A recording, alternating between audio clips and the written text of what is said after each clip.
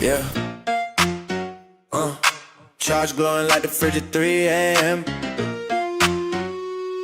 Margin breathing down my neck, but I'm calm. In my projects, money doing parkour. Green candle jumping out the fucking dark, boy. Woke up hungover, still pressing buy more. Portfolio moving like it got a passport. In my projects, numbers doing bad flips. Red day, I don't see it, that's a bad gift. Broker calling like you good, yeah, relax, bitch. I've been rich in my head, this is pride. I done traded off vibes and vibes alone. Technical and knowledge, now I felt a tone. Chart said no, but my gut said bro. So I full send calls with a cracked iPhone. Rent due Friday, expiry Thursday. That's a thriller movie, not a bad play. If it goes to zero, that's a life lesson. If it doubles, that's divine intervention. Robin Hood sweating when I log in.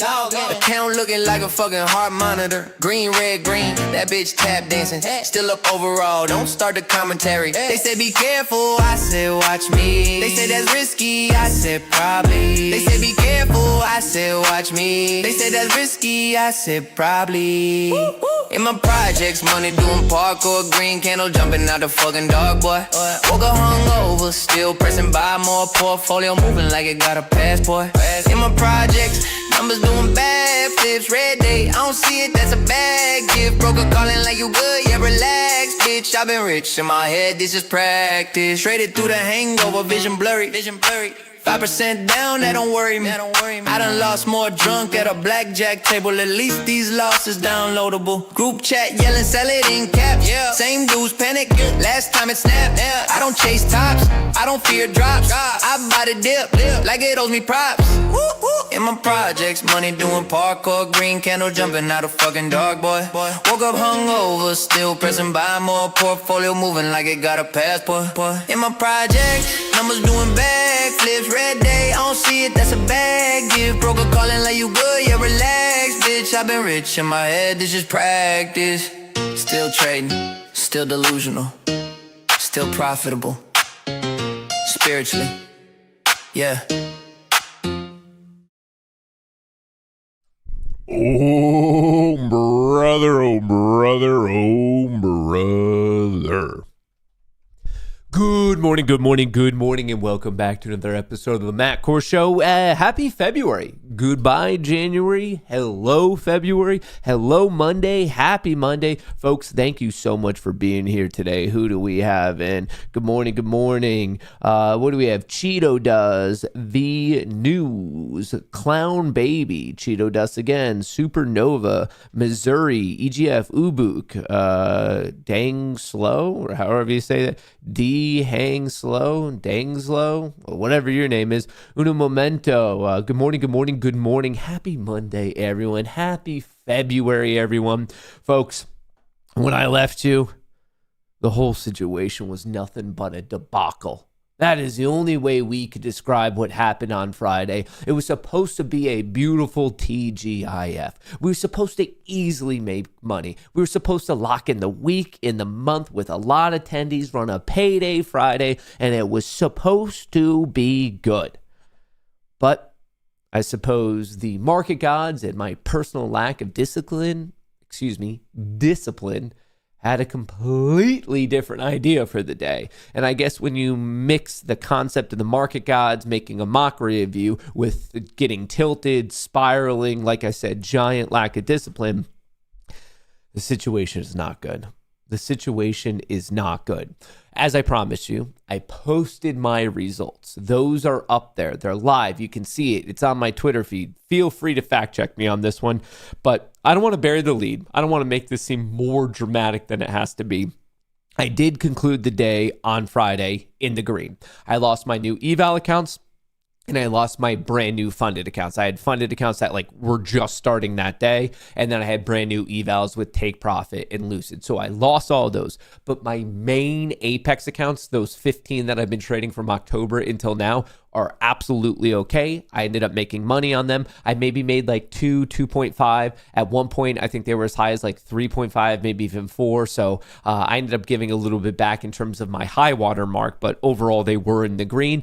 And obviously I'm happy. Green is good. If you're green, you survive to fight another day. But I'm more uniquely happy because at one point I had a realized loss per account. I'm not saying you add these all up. I'm saying per account. I ended up having a realized loss of like 18K. And at one point, the unrealized did exceed 18K on that particular trade. I think it got as bad as like 23,000. So every account, I think I started off the day at like 105. At one point, it was down to pretty much 80, like just above 80. So yes, the accounts theoretically still had 30K of profit, which is awesome. But that's a huge, huge hit. Definitely. And what happened, like I said, I spiraled. I got tilted. I was trading against the trend. I was trading with too much risk. I was trading with too many contracts. And worse than that is I was not respecting my risk whatsoever. So I'm obviously very upset with that, because anytime you start breaking your rules and not following your system, it gets horrible. I mean, literally, not only was I sized up more than I normally am, I wasn't respecting my risk, and I was going the exact opposite direction than what Icarus was telling me. Icarus was firing short, and I was pretty much maxed out long at one point. And then because of that, I missed the short opportunity. By the time I got out of the long, it was still going down. So I chased the short. And then, of course, because you're chasing, I ended up getting blown out of that one, and it came back up. And then I finally got the good short that I needed, properly scaled into that one the way that the exact strategy calls for. And then finally the market went in my favor.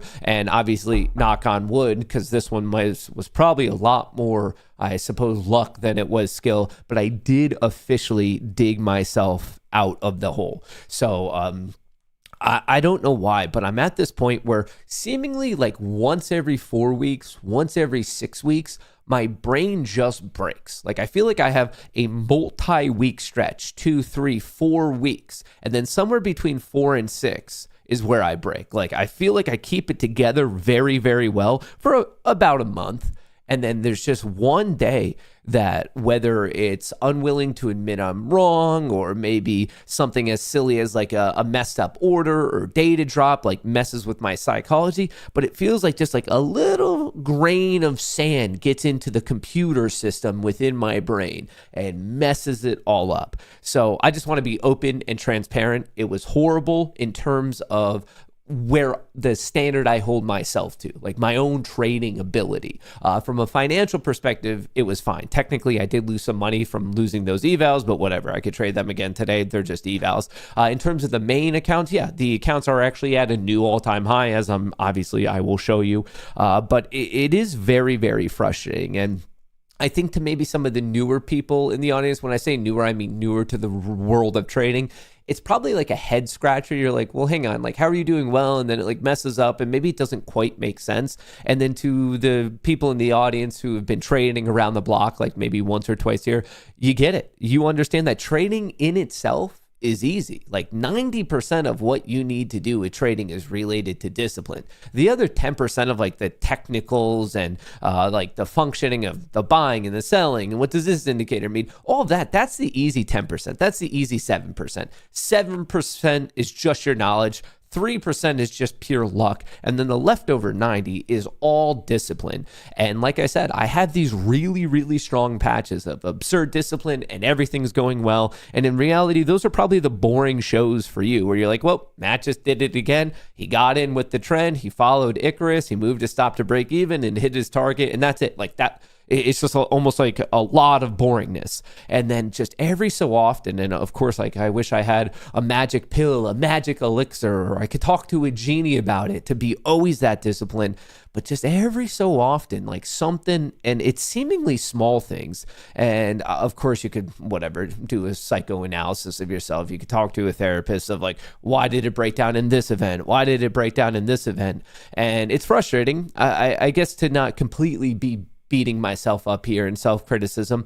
I'm happy that I was able to recognize it during the trading session and pull myself out of the spiral, pull myself out of the tailspin.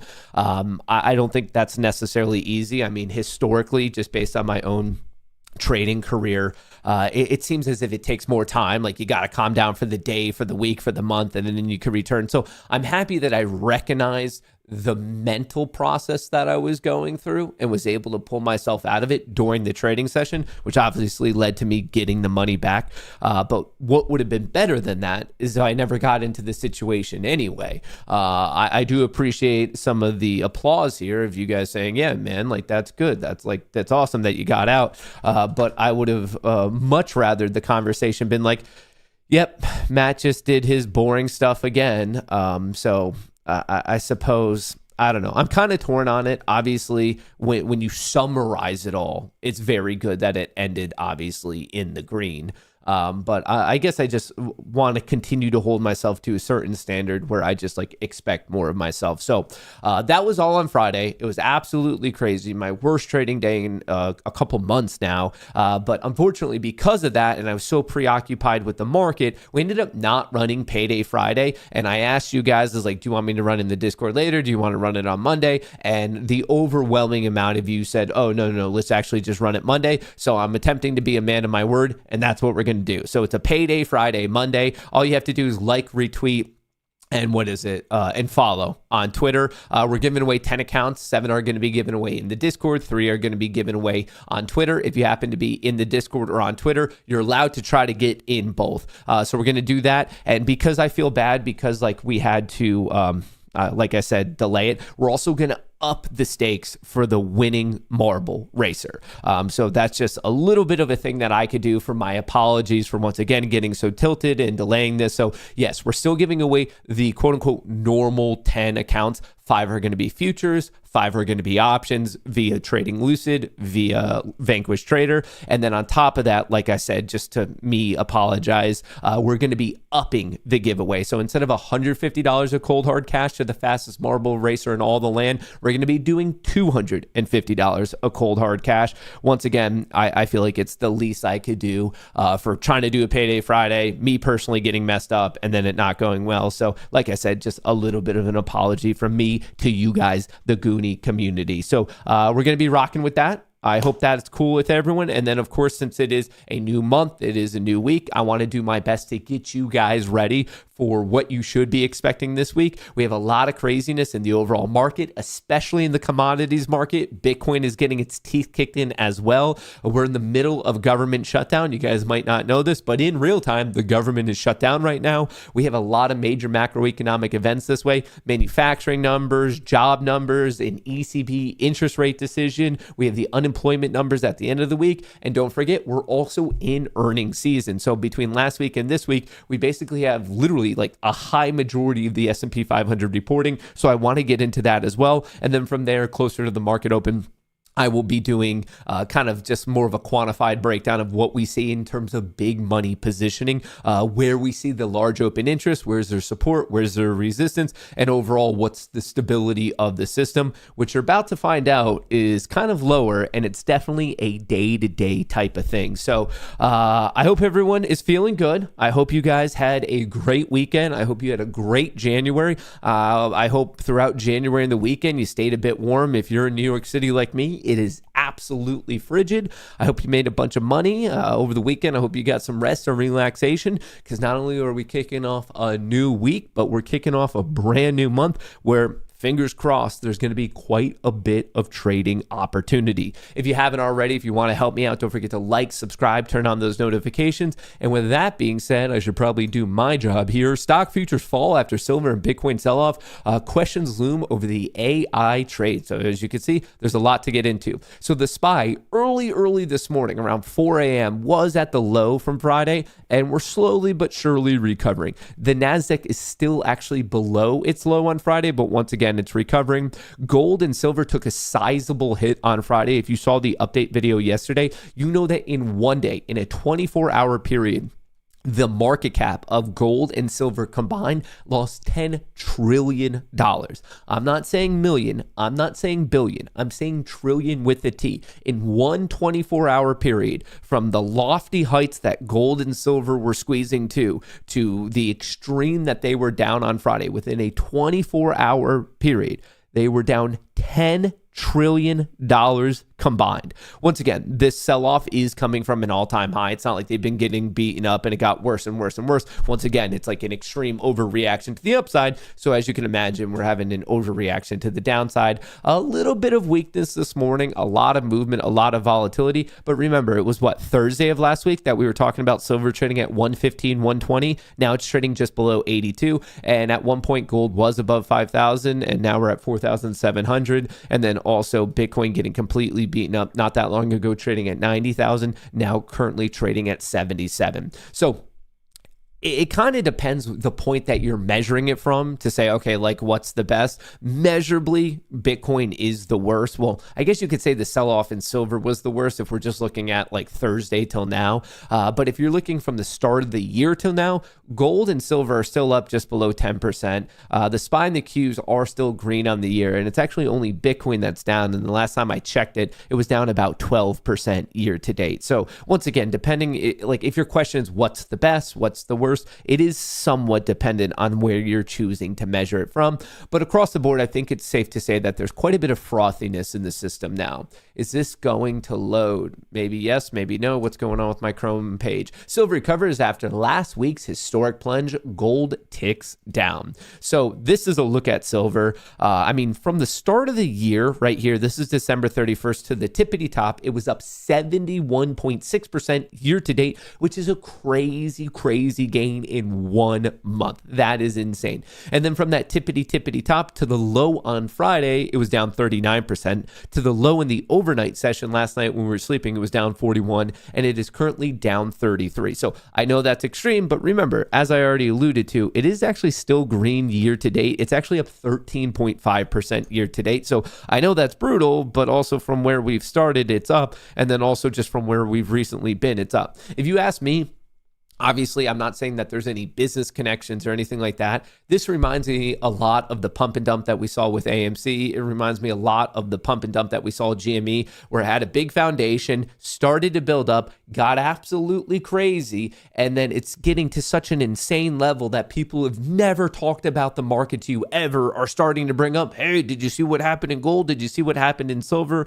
And I guess call me old-fashioned, but I very much use that as a moniker of the move's probably over. When people who have never spoken about the market to you ever start bringing up the crazy stuff happening in the market, it's just the perfect time for novice, unsophisticated retail traders to get absolutely trapped. And it's the classic saying of stairs up, elevator down. Now, if we are using that as our model, just like kind of, when I say pump and dump, I don't mean like an orchestrated pump and dump. I'm just literally commenting on the velocity and the magnitude of these movements and the speed that it kind of goes up and the increased speed that it goes down. Obviously, pump, big dump. If you ask me, just kind of based off this extreme market movement, historically, what we kind of see in this situation is actually not only did we get this big pump, a huge mean reverting dump. And then from there, I'm actually expecting another mean reverting push to the upside that either will undershoot or maybe get roughly into the level of where we were.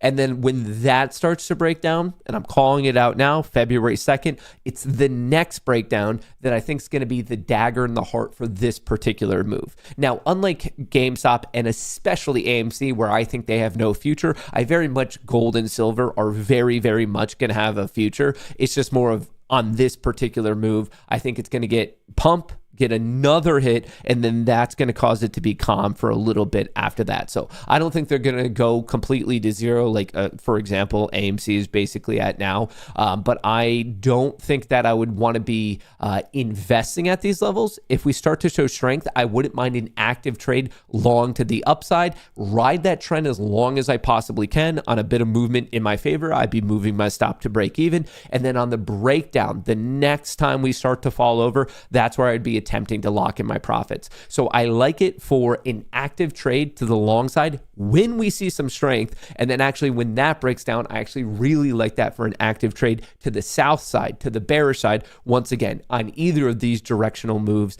moving my stop to break even as quickly as I can when it goes into my favor. But from there, I think it's going to get a nice pump, dump. I think it's going to get hit pretty decently. And then I think it's going to get into another phase of consolidation before it ramps back back up. So I want to be very clear about how I'm talking between a long-term investment and an active trade. I know that they can seem similar, but those are just like wildly different things. So if you want to be an investor, have at it. If you want to be an active trader, have at it. Just don't conflate the two things, because obviously you're going to be using different trends and different information for your decision-making process. If you're investing, you're basically saying, hey, the dollar's always going to get debased. The dollar's always going to be using value. I think inflation's going to go higher, and I'm in this for the long haul. And a day-to-day, week-to-week, month-to-month movement doesn't matter to you. And once again, all of that stuff doesn't matter to you if you're an active trader. So you have to, like, based on the time frame that you're planning on being involved in this trade, you have to apply that properly. And obviously everything I've just said for silver pretty much goes for gold as well.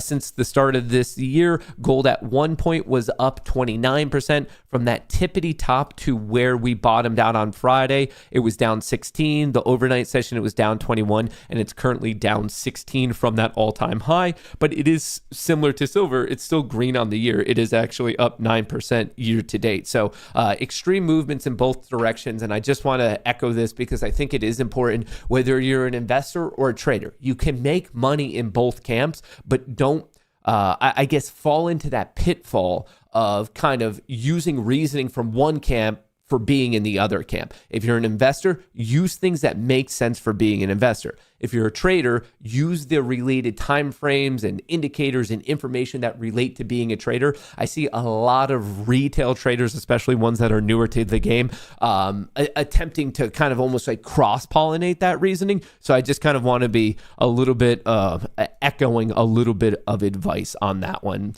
Oop, hang on, did not want to do that. So I'm expecting, like I said, a short-term bounce, and then the question is how large, what is going to be the magnitude of said bounce? Metal traders lose at least 144 million as hat flees China. Chinese metal traders have racked up losses totaling at least 1 billion yuan after one of their counterparties fled the country, leaving deals unfinished.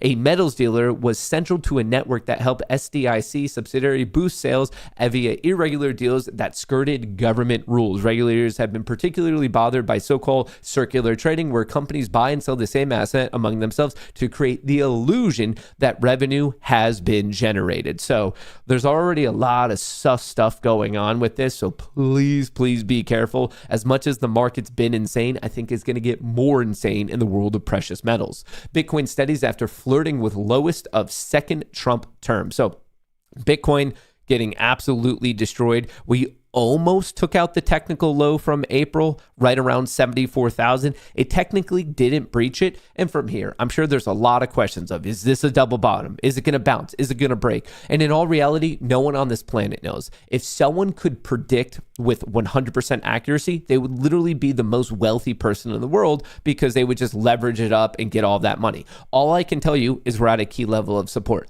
If you're bullish, you can buy with minimal risk and hopefully you ride it all the way back up. If you're bearish, well, just be careful and risk a recent high. It's all a game of risk reward. It's not a game of 100% prediction. Of course, you want to be right on every trade, but if that's your goal, you're never going to achieve it. Perfect is the enemy of good. And in this case, perfect is the enemy of just reasonable risk reward. So it is getting beaten up. This might just be the important technical low. And if we see strength, yeah, if you want to buy, if you're a Bitcoin bull, have at it, respect your risk, and hopefully it continues. If you think that this overall trend is going to continue, you would wait for a pop and some weakness, you would short the weakness, and your risk would be that recent high. It's always a game of risk reward. We don't have to make it seem like it's anything else. Speaker Johnson, confident government shutdown will end by Tuesday. That is tomorrow. As I alluded to at the start of the show, the government is currently shut down. How long will the government shutdown last? Apparently, this is going to be a baby shutdown. According to the Kohrs event betting market, 4.4 days. That's the line. The shutdown started, I believe, Friday night, Saturday night, whatever. It started over the weekend. And apparently this is going to be a short-term one, but you never know when it comes to the government. House's bid to end partial shutdown gets tougher. Democrats pushing for immigration enforcement changes say they won't help the GOP pass funding measures. So even with this type of news being reported, the betting market is still saying less than this week. So I mean, call me optimistic, but it doesn't sound like we're going to be going too far. It doesn't sound like we're going to be getting to Valentine's Day, President's Day weekend, or anything like that. But obviously, when it comes to the government, the only thing more volatile than the market seems to be the government itself. So that's another important thing to pay attention to. With respect to the government and macroeconomic reports, today at 9:45 and 10 a.m., we're getting some manufacturing numbers. Tomorrow, Tuesday, we're getting the JOLTS job openings. Wednesday, we're getting the non-farm employment change and some non-manufacturing numbers. Thursday, we're getting the ECB interest rate decision. And then to wrap up the week, we're getting the unemployment report. So every single day this week, we have important major macroeconomic events, and same thing with earnings. Today, we heard from Disney, and after the market close, we're going to hear from Palantir. Tomorrow, PayPal, Pepsi, AMD, Supermicro, Chipotle. Wednesday, Uber, Eli Lilly, Novo Nordisk, Alphabet, aka Google, ARM, Qualcomm, Snapchat. Thursday, we're going to hear from Amazon, Irene, Strategy, MicroStrategy, very much getting beaten up, Roblox, Reddit, and then Affirm, and then Friday to wrap up the week. I know some of you are playing the Jazz Cabbage, Canopy Growth, and then also a little bit of Under Armour and Toyota. So feel free to screenshot this. Feel free to go to @eWhispers on Twitter if you want this. It is in the newsletter if you guys are signed up for that. I do include a breakdown on the market, cheat sheet for all the major earnings, cheat sheet for all the major macroeconomic events, and the seasonality of each individual day, which I guess since we're here, I should let you know this day, Monday, February the 2nd, is historically very bullish. Over the past 27 years worth of information, the bulls have won this day 75% of the time. That is a 25% edge. Is it a guarantee? No, I'm telling you 3 out of 4 times the bulls win it and 1 out of 4 times the bears win it, but the profit factor is massive. The equity curve, this is the hypothetical equity curve you would have if you bought at open, sold at close on the S&P 500 futures market. I know we're getting a little bit into the day trading portion of this, but from market open last night, 6 p.m. to market close today, 4 p.m., the bulls historically do dominate. So I want that on your radar. And one thing that's probably going to impact it is all these earnings. Disney beats Wall Street expectations propelled by theme parks and streaming.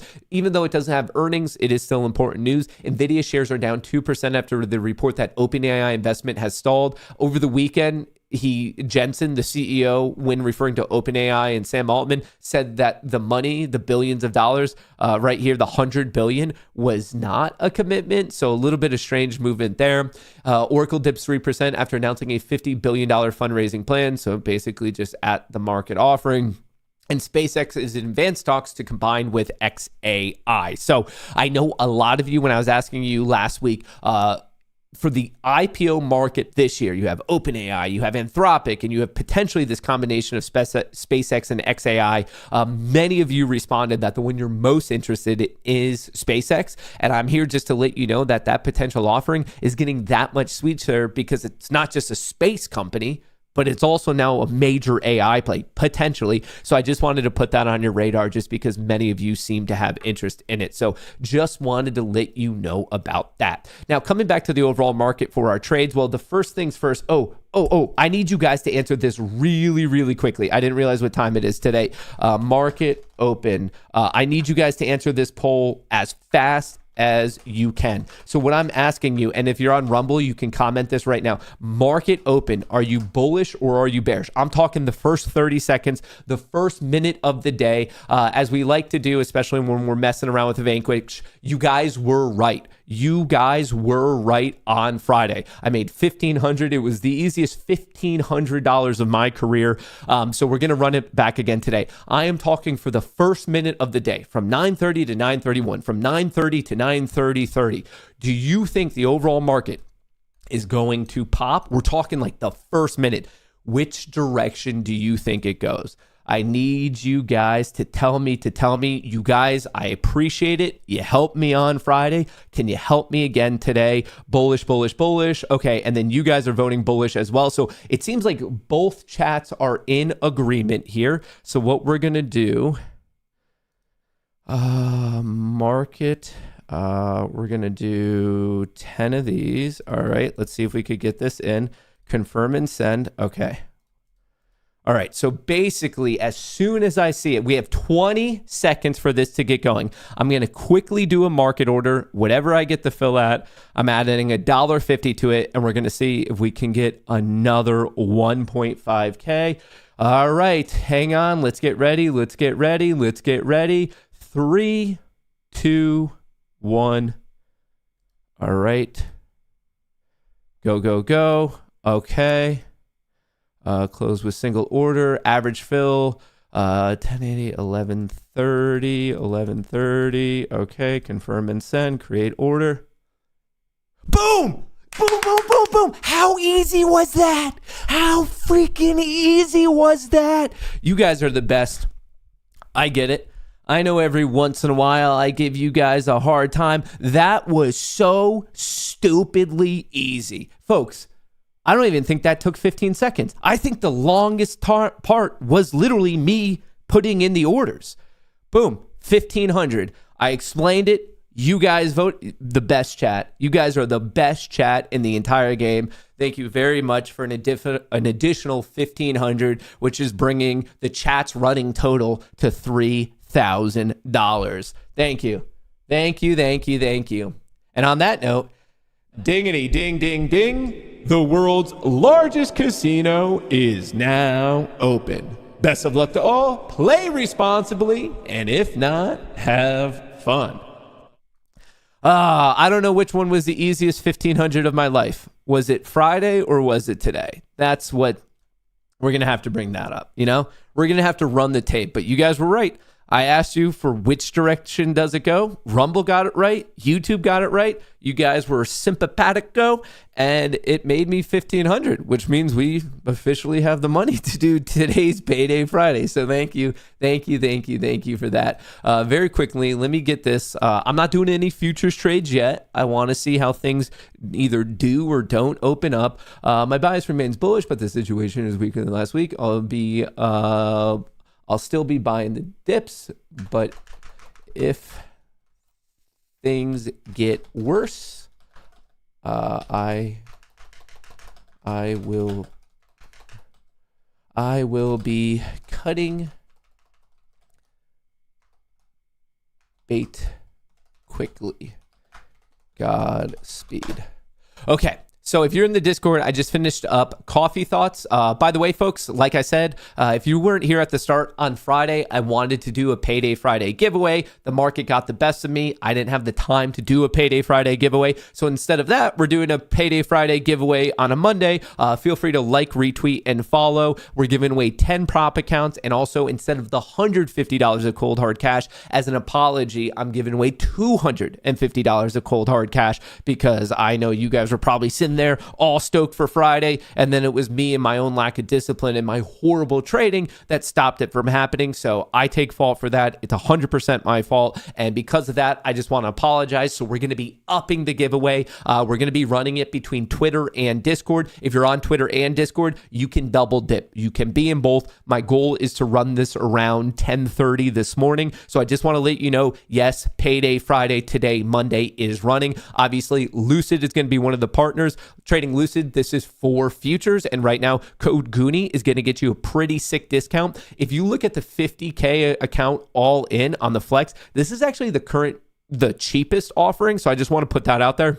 And then if you are a Lucid is for futures, Vanquish is for options, and that's literally what I was just trading with you guys. I went long 10 SPX calls, and I got in, got out really quickly. You could see the trades. You could see the realized P&L right there. So Vanquish is for options. So if you want SIM-to-funded options, code Goonie, 50% off and a free reset. If you want SIM-to-funded futures, code Goonie, once again, getting you a pretty sick deal on Lucid. And even though they're not a partner, I just want to let you know you have 2 days left for the 90% deal on Apex. And once again, code Goonie. So across the board, code Goonie is going to work for you. Let me get this ready. I'm trying to not really do anything too crazy right now at the moment, just because we know that there's a report coming out at 9:45. That's one of the manufacturing, the S&P Global Manufacturing. And then at 10 a.m., we have the ISM manufacturing numbers. So I do want to let you know that, yes, we're having, hang on, did I not pin this? Oh, I think I messed up for you guys to find this. Hang on. Let me pin this and put it in the description. I think I had the wrong one from last week. I'm getting some comments. Dude, I'm messing everything up today.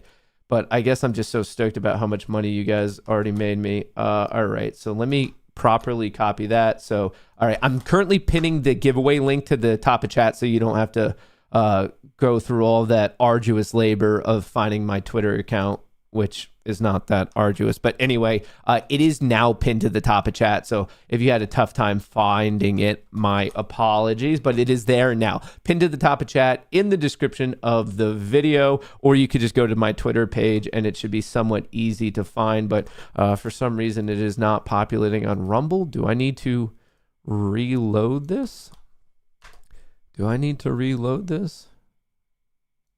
Oh, it's there. I don't know. I guess reloading it. So the link's there. It's pinned to the top of chat. It's in the description of the video, or you could just go to my Twitter page at Matt_Kohrs. But once again, that is for the giveaway. And if you're in the Discord, we're going to just do it in general chat once again around 10:30 today. I'm liking this so far. 5-minute is bullish. 10-minute is bullish, 30-minute is bullish, and even the 4-hour is testing right now. So let's see if ES can keep pushing there. Looking at NQ, 5-minute is bullish, 10-minute is bullish, 30-minute is breaking bullish, and the 4-hour still has some work to be done. So if we look at the 5, the 10, and the 30 on ES and NQ, the bulls are in control. Even the 4-hour over there is trying to push. NQ, this is the only one that has a bit of work to do. So that's something to consider. Obviously, these are all my major levels of the day. We started off in the middle of the transition zone, and we're actually now pushing from red to green. So we are doing the classic red to green test. The closing value on the S&P 500 from Friday was 6939, and as you can see, we opened up the day at 6916, and we are now pushing it. My next level of interest is 6950. We had a lot of issues there on Friday. You can see from 11 a.m. onward, we got rejected at 50, rejected at 50, rejected at 50, rejected at 50. So that would be my next major test. Now, if your question is, are we going to break or not? I have no idea. That's what the show is for. At a certain point, we don't know the aggressive buyers, the aggressive sellers. Yeah, we'll be able to track flow and stuff, but remember, all the information we're tracking are based on trades that have already executed, not on the trades that are about to execute. So it's just, these are the levels to pay attention to. We're at an important one right now. Obviously, that red to green move is always important. Then watch 50. And from that point, I'd be watching the zone between 70 and 75. So granted, we're only 7 minutes into the day, but the bulls are making a compelling case. Now, if you want to see the options flow, the S&P 500, bottom left to top right, very bullish. And looking at the Mag 7, it got a slight hit, now going flat. And if we look at the NASDAQ is picking up after the first 3 minutes of trading. So the Mag 7, not bearish, but not bullish. The S&P 500, clearly bullish. We're going to be checking out this flow. I do want to point out that there's not much stability in the system today. There's 20%, and really it's from 0 DTE put selling. So that might make us fine for the day, but it doesn't necessarily mean that we're fine for tomorrow. This, I guess, solid teal line versus the dash teal line, and shout out to Spot Gamma for giving us this information. You can see all the positive gamma is basically just from 0 DTE positions. Another way to see this is basically the perfect overlap between the all expiration and the 0 DTE. 0 DTE expires that day. So all of this positive gamma, aka all of this stability, is kind of only on the plate for today. Of course, it might come back tomorrow if the 0 DTE players decide to do that, but I'm just letting you know, all of the stability, which is not much, but the stability in the system is from 0 DTE positioning. That doesn't really indicate anything about tomorrow. I'm just letting you know that they might come back tomorrow, but they might not. But the plays we currently see in the market do not represent any stability past today's expiration at 4 p.m., which is very interesting given the fact that we have so many major macroeconomic reports. It's interesting given the fact that we have, I guess, the government shutdown, the craziness in the silver and gold market. It's just, we have craziness across the board. Ooh, Tesla's taking a hit there. It was really ripping last week, down 3%. It's actually the biggest loser on my watch list right now.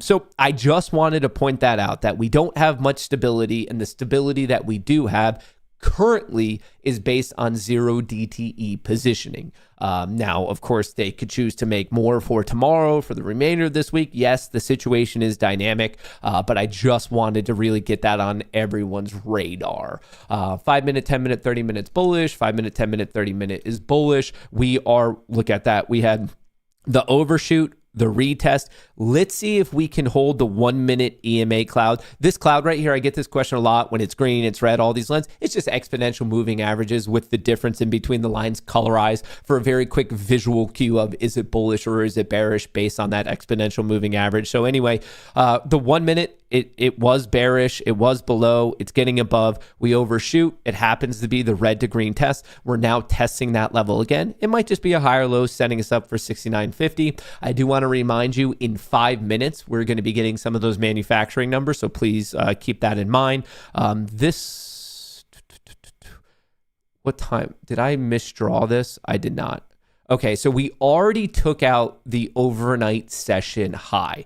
So the overnight session high was made at 19:30, as in 7:30 p.m. East Coast time. And we just rapidly exploded above that in minute 3 of the day, and then we pulled back, and then it just kept going. So we already took that out. As I like to give you guys the stats, facts, and figures of trading, one of the most evident ones is marking out the previous day high, low, and close, and marking out the overnight session high and low. And speaking of that ladder camp, the overnight session high and low, those are taken out in excess of 88-90% of the time, and we already literally did that 2 to 3 minutes into today. We took out the overnight session high, which was clocked around 7:40 p.m. last night. Should be interesting if this thing can keep climbing up. I see that it's kind of hanging out. Let me make sure you guys can see what I'm seeing. Nope. Yeah, this is the right one. We're right now just battling it out at 25,700 if you're on the NQ contract. Aggregate market events in order to keep up. So I guess I'm loading some data, or I'm behind on loading some data. Let's unsubscribe from that. And I also got an alert that I think, did my data disconnect over here? Is my data fine? Let me disconnect and reconnect. I thought I was losing data for a second.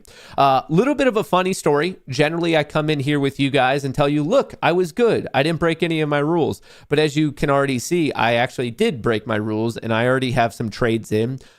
So you can see I made some money on take profit, I made some money on FFN, and I made some money on Lucid. And I'm being honest with you, it was a complete accident.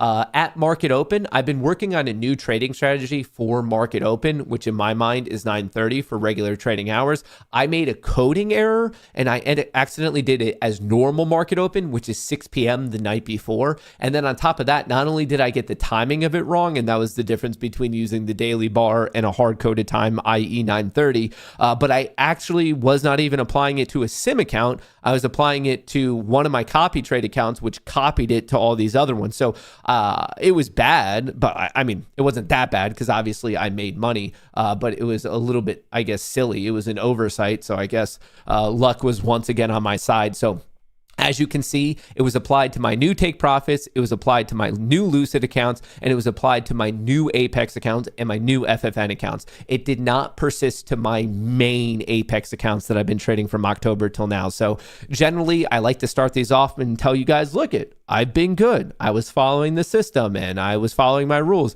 And this was actually just a legitimate coding mess up on my side. But hey, I guess when it comes to the world of being skillful or lucky, it's probably better to be lucky. So taking a little bit of an advantage of just pure luck. So I'm pretty much done with those today. There's no advantage in me continuing to trade them. In fact, there's an argument that I've already overtraded on Lucid, and I might want to give a little bit of that money back. Actually, let me double check that. Do I need to give some money back on Lucid right here? 50%. Yeah. So where are those at? They should be at 1,500. I overshot it. So, oh wait, no, these are the 150K accounts. So I could actually keep trading. I thought they were the 50K accounts. So I did these ones. What is it? Okay, so I'm good. I can actually trade up to 4.5K. Sorry, my brain is obviously a little bit fried. I thought they said 50K, but I'm good to go. So the Apexes are 50, but they're already funded. I've already completed FFN. I just need 2 more trading days. So on Lucid and Take Profit, I could actually legitimately keep trading these because I'm allowed to go up to 4.5K. So if I see an opportunity, maybe I'll take advantage of it. But in reality, I'm waiting. I'm awkwardly kind of stalling this out for 1 more minute because we're about to get the S&P global manufacturing numbers. And let's see if they bring on our boy Rick Santilli. It should be coming out in 20 seconds. So little bit of a data drop coming out pretty soon. Silver dropping, popping, dropping again. I'm expecting craziness over here. Silver is in the top right of your screen. It's currently up on the day, but this thing is volatile like no other.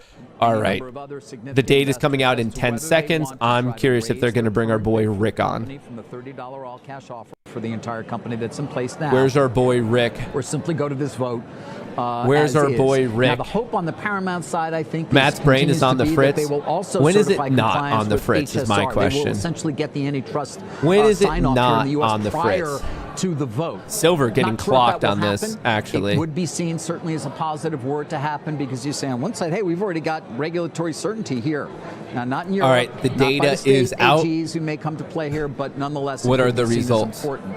But really, what I'm trying to figure out from the Paramount Where's our camp, as you boy might Rick? imagine, is, are you gonna Came raise out or higher not? than expected. Right. They were expecting And that continues to be a 51.9. question Manufacturing to which came in I at get different 52.4. answers. I do want to They let have you know made 7 at plus 10 bids a.m. at this Eastern, point. in Will they 15 really minutes, choose to come we back have yet even again? If more they do, impactful what do you manufacturing expect numbers, the Netflix's ISM response manufacturing to be? prices and Because PMI. So once I again, don't that think is they're in just gonna 15 say, okay, minutes. So thank if you're you, an it's active yours. trader, you And might so want to they be might paying come back attention to if you were that. to come up. Please, They also please, need to, please by pay the way, attention to provide that. more But transparency we're and waiting for certainty our boy around that. Rick. He always Break breaks free it of down the 2.8 best. billion. Remember Here's a all look of at those options issues flow. as well. Max 7's getting hit. Paramount can do S&P that. 500 Larry popped Ellison can choose for the to do first it, 8 minutes, but and now again, we're going the key flat. question is, will they? And one thing I can tell you And we're now getting is right, gonna get look a at record this. date We're soon. It getting could right even into be, the positive I don't gamma. know, but it There could might be some backdated, profit taking here and we're gonna get a because vote. we're at a And key so technical if you're level, Paramount, psychological you've got level, acts, and you options can't level. wait This very is the exact long level we got for rejected. that to 1, answer this question 2, as to whether 3, you're gonna try to 4, raise again. And so we will 5, see 5 at least times on some, Friday, maybe even more more depending certainty on the in time terms frame of you're who the looking at. ultimate winner will But be here if they choose 69.50, certainly not to come people are back, 'cause I clearly believe many reacting think to that this. They then are Warner Brothers clearly shareholders will reacting to choose this. to And let me accept just the to Netflix drive deal, home the point although here Paramount will make as we're its waiting arguments for as to why Rick. that shouldn't be the case. This guy's so annoying. Just give us I Rick. gotta tell you, I wish that someone would speak up for why this is such a good. I'm going to turn it down a little bit just so they bring up our boy Rick, but just to really drive home the importance of 69.50. 69.50 right here. Look at where we are. It's all this positive gamma. So if the bull camp can fight and fight and fight and get us onto the top side of 60, so you have a spike at 50, a spike at 60, if they can get above, this is almost a backstop. So if the ball rolls down the mountain, just like all this kinetic energy, we might have the backstop. But that's a giant if because we're not there yet. Like right now, we're trying to get this momentum up, and we're currently running into resistance, resistance, resistance, resistance. That's one way you could look at it, or another visual tool is right here. Remember, if you're coming from the south side, purple is resistance, or whatever. If you're colorblind, I guess we could call it blue. But my point is we're running into issues right now. When you come to resistance, you either break through or you get rejected. If you're betting on that right now, I wish you the best of luck. There is no model in the world that can tell you when you get to resistance, are you going to break or not? As a good trader, at least in my humble opinion, you have to wait to see which one's going to happen and then see if you could take advantage of what you perceive the trend to be with minimal risk. And if you're right, great, awesome. If you're wrong, cut your losers very quickly. But I just want to point out, like, big money is positioned right here, which is exactly why we're seeing these reactions. Like, you shouldn't be surprised about that. Wait. They're not giving us Rick. 240, S&P as well by Where's about 10 Rick? points. Bonds relatively stable with the 10-year still locked in to about Give us 4.25. Rick. Stay with us. Maybe they'll bring him on for the 10 a.m. one because that one is a more important one. All right, so we'll come back to this at 10 a.m. What is this? CME, any comment on margin increase? No, that's common. If you've traded futures for any amount of time, you're going to live through various events of margin increases. They'll do it on FOMC days. Like, it's just because they give you a day trading rate where you can't swing it overnight. But when things get more insane, they increase it. It happens all the time. If you trade futures for longer than a 3 to 6 month period, there's a high chance you're going to live through a margin increase. It's just literally as volatility increases, they're going for that underlying, they're going to be increasing the margin requirement, especially on particular days where they think craziness might be happening. I'm not saying that it happens weekly, but it's a fairly common event, like, of margin increases. It happens all the time. So in my book, that's not some sort of like salacious, like crazy market manipulation. Literally, brokers, they're doing us a favor by allowing you to day trade it with a smaller than expected rate, as in you don't have to have all that capital in your account. So they can take that privilege away if they think it's putting them at risk on particular days. Obviously, right now, the reason it's increased for gold and silver is because the volatility is increased. You're going to see it all the time in ES, NQ, YM, RTY on days of FOMC meetings. Like it does happen fairly commonly. So it's frustrating if you want to trade it and you don't have enough money in your account. But instead of trading the minis, just go to the micros, and you should probably at that point have the money in your account. But I do want to let you know that's only something that impacts you if you are trading a self-funded account. It doesn't impact you if you're trading something like Lucid. It doesn't impact you if you're trading something like Apex or Tradeify. In the world of SIM-defunded, because the trades are actually not hitting the market and you're not dealing with like actual margin requirements, you're going to be good. You're going to be good. So it's something that is only impacting you with a true self-funded account. Seems like the margin rules work just fine then. Yeah, they do work fine. And it's up to the broker. Like certain brokers have different rules. Looks like the market's going without me, which is a huge bummer here because the breakout is happening now. And I was just trying to be a good disciplined trader and wait for this event at 10 a.m. But it looks like we're getting the break here 10 minutes early at 9:50. So I guess if the day goes on without me, it goes on without me, which, like I said, is a huge bummer. But I guess that's part of the game. That's part of trading sometimes. So if I miss it today, I miss it. But we did just get that follow through. Look at the S&P 500, huge pop in the delta. The Mag 7 starting to recover from 946 till now. And looking at the NASDAQ, pretty big pop starting at 948. So it looks like the SPY is testing the high from Friday. SPX, that would be 6964. Watch that. But I really do like this breakout. I like this higher low. I like this higher low. So we already have nice structure, higher highs and higher lows. That by definition is bullish structure. Looking at momentum, yeah, it's bullish. We are above the EMAs. We are above it. We're above it. We're above it. That's all bullish. We're above it. We're above it. We're above it. We're now testing. So momentum is bullish. Intraday price structure is bullish. Options flow on the S&P 500 is bullish. NASDAQ is bullish. Mag 7 is reversing from bearish to bullish. Right now, if we were to look at pressure, the bulls are putting more pressure on the bears than the opposite. So in terms of these key levels, yeah, obviously watch for a reversion of 50. It might be testing that. If we keep going, yeah, 64 might be important, but I actually find 70 to 75 to be more important. But really just to drive this point home, folks, you want to get above and hold above 60. Like I'm hoping right here you can understand why. We are literally looking at the big money positioning. That's on the screen. This is the big money positioning. We're trying to get above and hold above 60. And then from there, yeah, this is why I'm calling 70 to 75 out, because there's some positive and negative gamma there.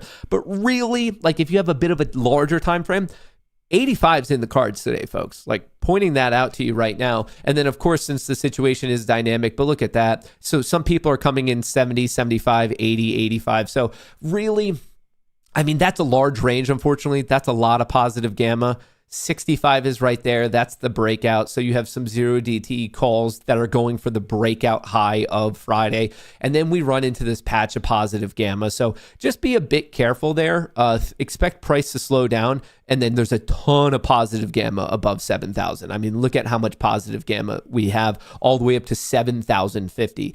Could that happen today? Yeah, of course. I'm not saying there's a 0% chance of it. But remember, to go a further distance, it becomes statistically less likely. On days like this, when you have that much positive gamma, that's something of note. It'd be one thing if it was all negative gamma. I would say it's more likely if we had a bunch of red up there, a bunch of long calls. Yeah, but it's just because when you get into positive gamma, it's not bullish or bearish. It just means price action slows down. You have sticky price action versus slippery price action. I think mentally that's the best way to think about it. I also want to point out that there is a put credit spread that is currently live at 6,860.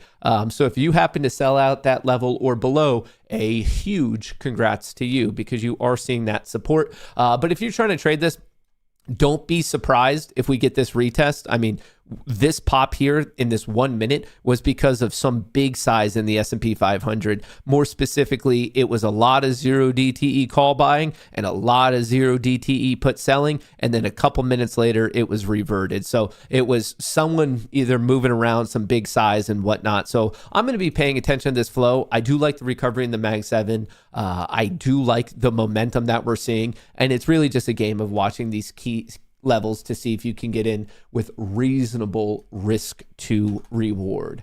All right, let me get things ready over here very quickly. Actually, while I'm doing that, let me switch up this screen over here. What is today's date? Today is February the 2nd, I believe. I believe.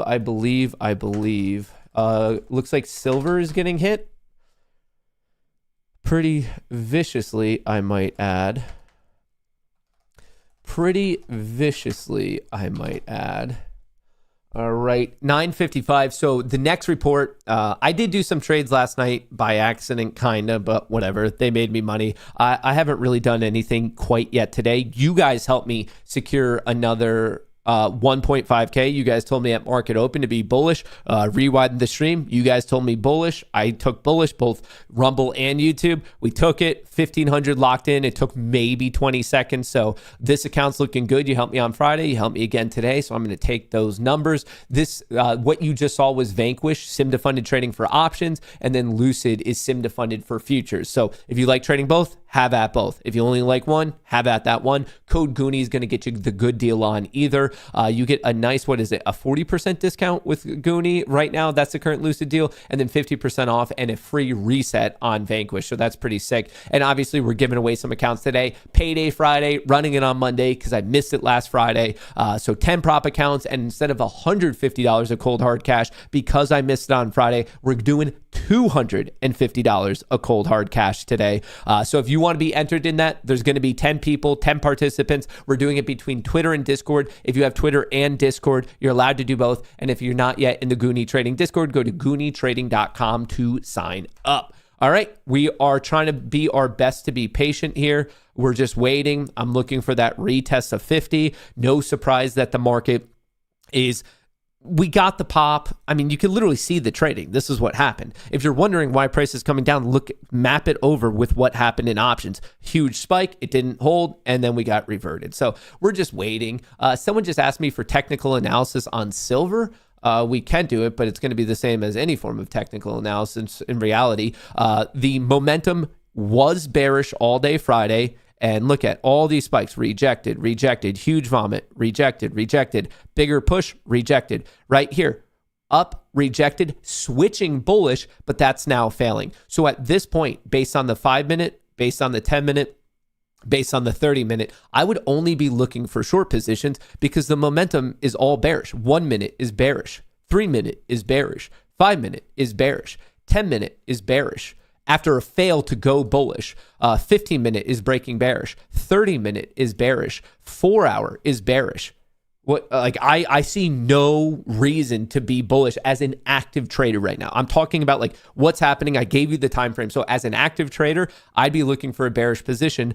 The trade was probably right here, this breakdown just below 80. It feels a little bit chasey right now.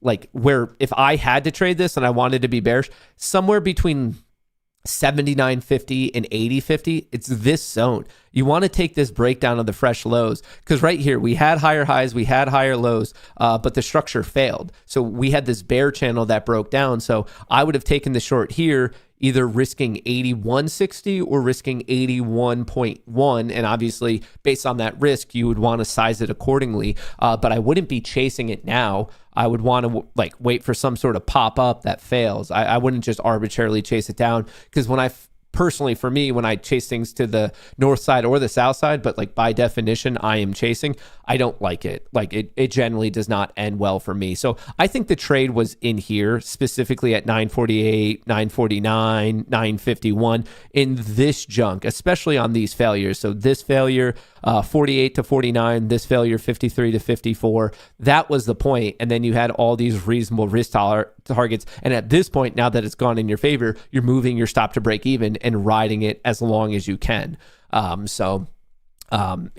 from a like the question was from a technical perspective, how does it look? It looks bearish. It's clearly bearish if you're on the day trading, I guess, time frame. And then in terms of targets, 77, 75, 72, 71, those are all the recent swing lows. And at this point, I honestly wouldn't care that much about it, because if I took any of the shorts in here, my stop's probably at 79, 75. Like, I'm already in the money is how I would personally handle it. But once again, those are my own thoughts and opinions, and feel free to do whatever you think is the most appropriate for you and your trading. But I would be really, really hard pressed to try to find a reason of why I would personally be going long right now. It's just, you're fighting momentum. You're on the wrong side of the trend. All right, the report just came out. Where's our boy Rick? Obviously, the report was good because we just popped, and now it's quickly being faded. We just popped, but now it is being faded. What's going on? Where's our boy Rick? They're still on break. I have the volume on. Where's our boy Rick? Give us Rick or give us death. Good Monday morning. Welcome to Squawk on the Street. Where's I'm Sarah Rick? Eisen with Carl Quintanilla and David Faber. We are live as always from Post 9 of the New York Stock Exchange. Coming up this hour, markets and market participants still reacting to President Trump's pick for Kevin Warsh Not to be liking the Fed it. chair. We're He's going too to talk to two hawkish, experts at on least opposite for sides. what Trump wants. One who thinks Warsh was the weakest of the final four, and one who rates the pick as 9 out of 10. Plus, Disney stock now down sharply as it kicks off another big week of earnings results this morning. Quite a turn. We'll talk about the takeaways as reports swirl around Bob Iger's potential successor. And we are watching Oracle this morning after the company said it would raise tens of billions of dollars to build out AI capacity.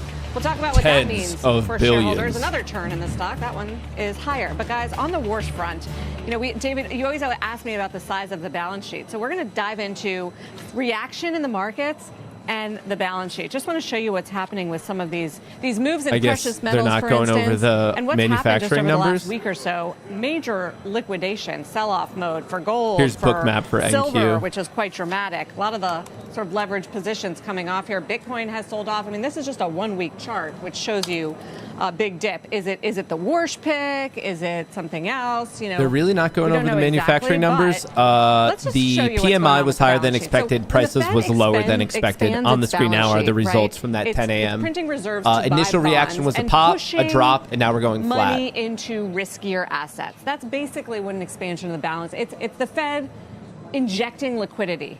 And so this is sort of the long-term balance sheet. First went up during the financial crisis, right, to make things easier and boost liquidity during that time. Really spiked again during COVID when the Fed and other central banks were trying to save the world after we were frozen. And they've been trying to trim the balance sheet, right? It's come down lately. But if you zoom in and actually look at what's happened this year, so we've gone, as you see, $9 trillion at the peak to $6.5 trillion. This year, actually, the balance sheet is rising again. Is that a coincidence that in January we had all these crazy geopolitical headlines and all these... Free play alert. Free play alert there, Tonto. I got in long at 63.50, and as you can see, it's either going to make me money or it's going to stop me out for break even.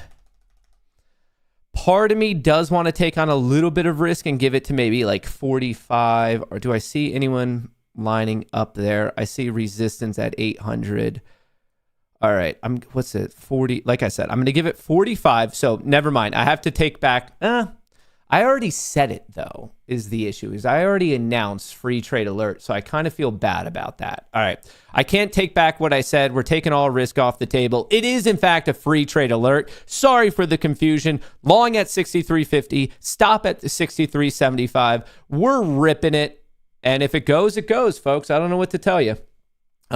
We're doing exactly what I should have been doing on Friday. Exactly what I should have been doing on Friday. I should have been reasonable, attempting to go with the trend. And most importantly, which is the hardest part about being a human, is admitting when you are wrong. I was not admitting when I was wrong on Friday, and it got myself into a little bit of a pickle. So now, even if I'm admitting that I'm wrong, it's not gonna hurt me. The issue right now is we're running into clear sell side liquidity at the 800 value, 25,800. That's exactly what the current issue is. You can see we ran up to it. So data's a little bit slow.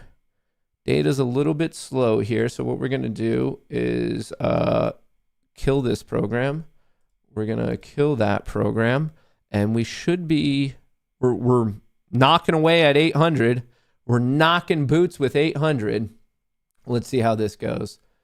Let's see how this goes. Come on. I'm just looking for us to take it out. But once again, I just want to drive this point home because I'm literally doing the opposite of what I did Friday. Is if I am wrong, it doesn't hurt me at all. If I'm wrong, I'm paying for my commissions. My stop is one tick in my favor. If it breaks out and runs, great, awesome. I make money. I'm looking for this test to 64. Coming back to this, I'm looking for us to hold 60. This could be nice support, potentially opening up the door for us to get to that 72, maybe the 85 zone. Obviously, I'm watching all this positive gamma up here. There is now a new call credit spread at 7,000. I do want to point that out. So that could be an interesting upside target for people. But once again, 7,000 is the call credit spread. And then you have 6,860, which is a put credit spread. So call credit spread, for those of you familiar with sports gambling, is an under bet. You get paid out if it's under. It doesn't matter if it's by a cent or $100. And then obviously a put credit spread is the opposite. That's an over bet. They want it above 6,860. Doesn't matter if it's above by a cent or a gazillion dollars at 4 p.m. today. They want it above. And it looks like it is working out for me.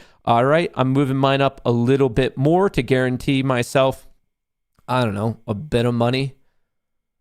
We'll put it at 69 for the lulls.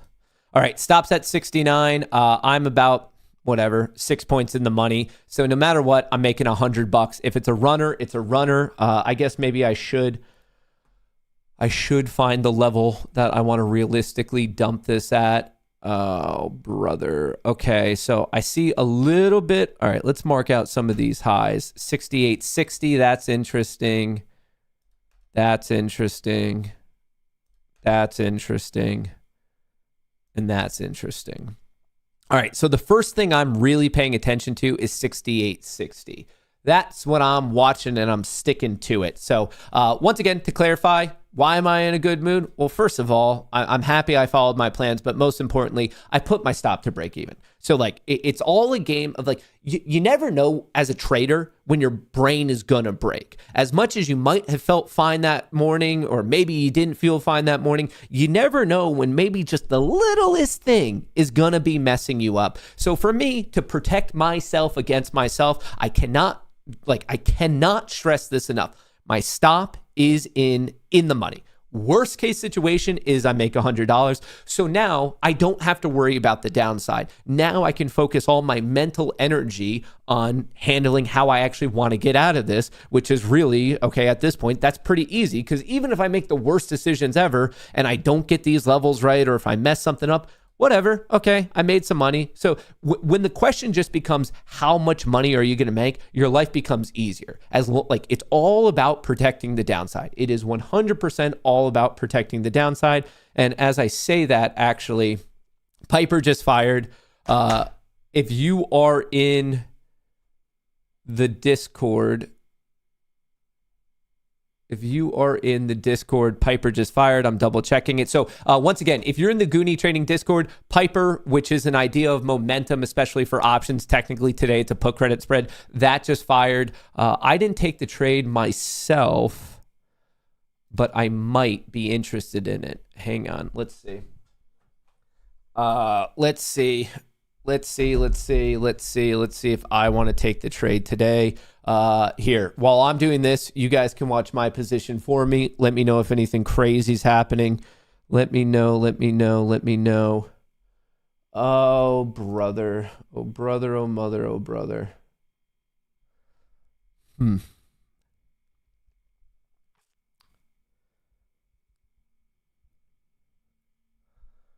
Oh, brother. Oh, mother. Oh, brother.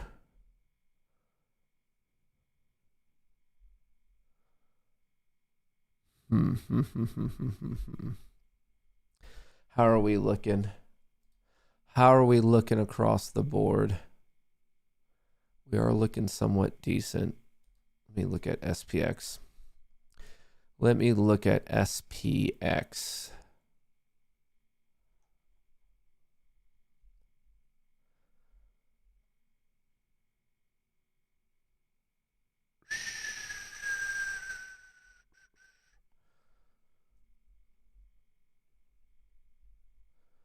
All right, let's see if I can get one of these in. If you're in the Discord, I'm trying to fire off a trade here. I'm trying to run with the big money players, but I don't know if I'm actually going to get this fill or not.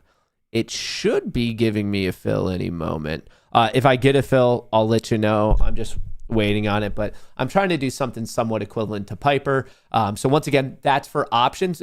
Just so you guys know, the Goonie Trading Discord is mainly for options trading and futures trading. If you're an active crypto trader, yes, a lot of the concepts apply, but just to be completely honest and earnest with you, it's not like every single day people are talking about it. It's more so if Bitcoin's trading, like we'll look at the ETFs for it, playing options on it. So we're not anti-crypto trading, but if you're looking for like meme coin trading, that's just not necessarily where the community is at. It's a lot of options trading based on the underlying stocks and ETFs, and then it's a lot of futures trading. But Piper relates a lot to the overall market momentum, specifically through the vantage point of selling premium. And that's what I'm looking to take advantage of right now. And it looks like I did just get a fill. So if you are in the Discord, let me take a quick screenshot of this. Let me take a quick screenshot. I'm doing my best to get it in as quickly as I can. As quickly as I can. Taking a more aggressive Piper today. Trying to start Feb with a bang. All right, so that is now in there, just so you know. All right, so we did that. Let me put in my profit target. And I am still long an NQ contract, but as you guys could imagine, I don't have to care too much about it because what did I just sell there? Why did I do that? Oh, no, that is the right one. Sell put, buy put.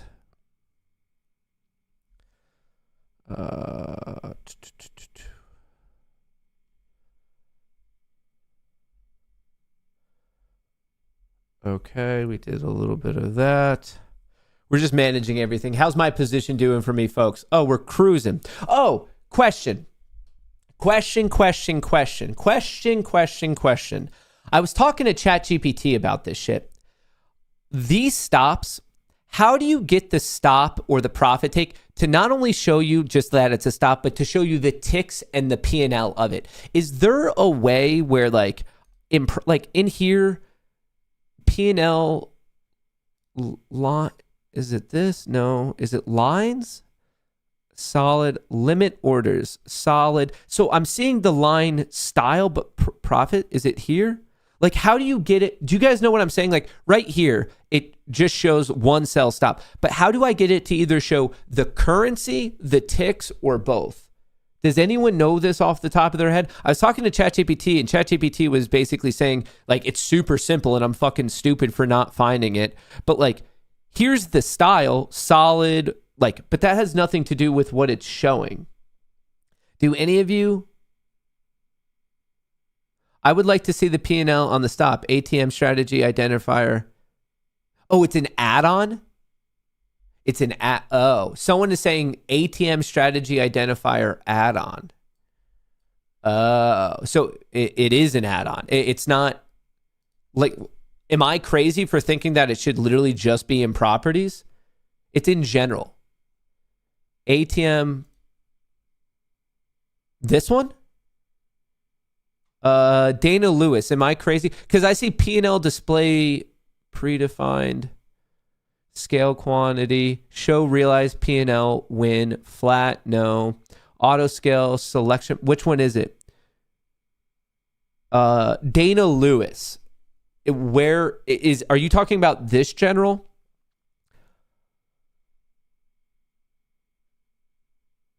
Should be standard. That's what I thought. You have it on show currency. But that didn't change it right there. It's still just the stop. So I know how to change this. Like if you click this one right here, you could just like click this and that goes through to switch what this is. I'm not talking about from my fill. I'm talking about for the orders. Like the stop right here should be roughly plus $100 or it should be plus 6 points or something. Oh, wrong part of the flag. I'm not quite, am I crazy? The one I mentioned shows each order. Yeah, that is what shows it from here. And that's like, you could just click on this. So where it says 1 and the number, you can click on this to cycle through what that's saying. Does anyone know how to do it? I know it's possible. I've seen other people do it. I just don't know. Oh, wait, hang on. Sorry. We should also be paying attention to the market. So we took out my first target of 860. So I should probably move up.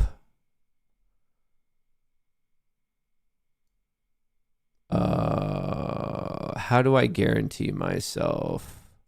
All right. So no matter what,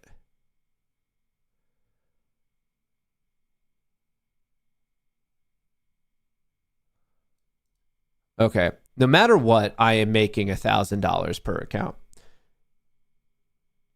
You can click on the stop you did and fill. So like, no, cancel order, increase price, decrease price, attached to indicator. What if we do properties there? Indicator, offset, move toward last price only. So that's not it. I've seen people do it, and ChatGPT says it's possible. So, for example, this is what it looks like when people get it. It looks like this. Oops, hang on. Let me bring this. Like it is 100% possible to achieve right there, because you could have your buy, your sell, and then right here, your stop. It gives you the ticks and the dollar amount. Like somehow people out there are doing it. Like 100%. It is 24. You said, read my damn comment. I'm not seeing it. Read the goddamn comment. Whose comment? I have it. That is an order line decorator. But market stalker, is that an add-on? And you're saying it's called an order line decorator. Or is it an add-on by Gemify? Order line decorator is what I'm being told the name of it is. Let's see if we can find this. Order line decorator, Ninja Trader, line decorator. How do I find it? By Gemify. How do I find it? Gemify order line decorator. Hey, here are two versions. I'm not sure which one is the latest version. This was back in 2024. Log in. I'm logging in. Okay, for some reason that's not working. Okay, I am seeing something. It's by Gemify, Gemify, order line decorator is what I found, but now I can't log into my Ninja Trader for some reason.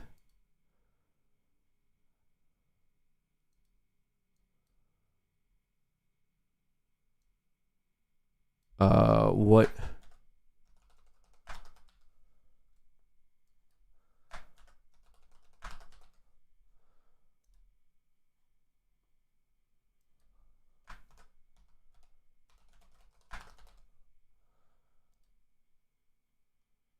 Okay, I think I just got it.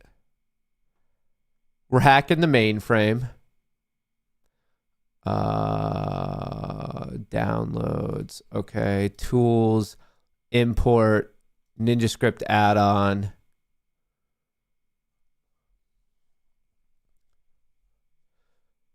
Where's that page? Okay. Gemify, order line decorator, open. Is it doing anything? NinjaTrader successfully imported all the scripts contained on the NinjaScript archive file. Okay, so that worked. Now, wait, who's the name? Market Stalker. Now that, do I have to, indicator, so it was called market. Do I have to do something? Market line, market, starts with an M, A, B, C, D, E, F, G, H, I, J, K, L, M, N, O, P. No top. It's up here. Disabled. Oh, Gemify, order line detector, add, apply.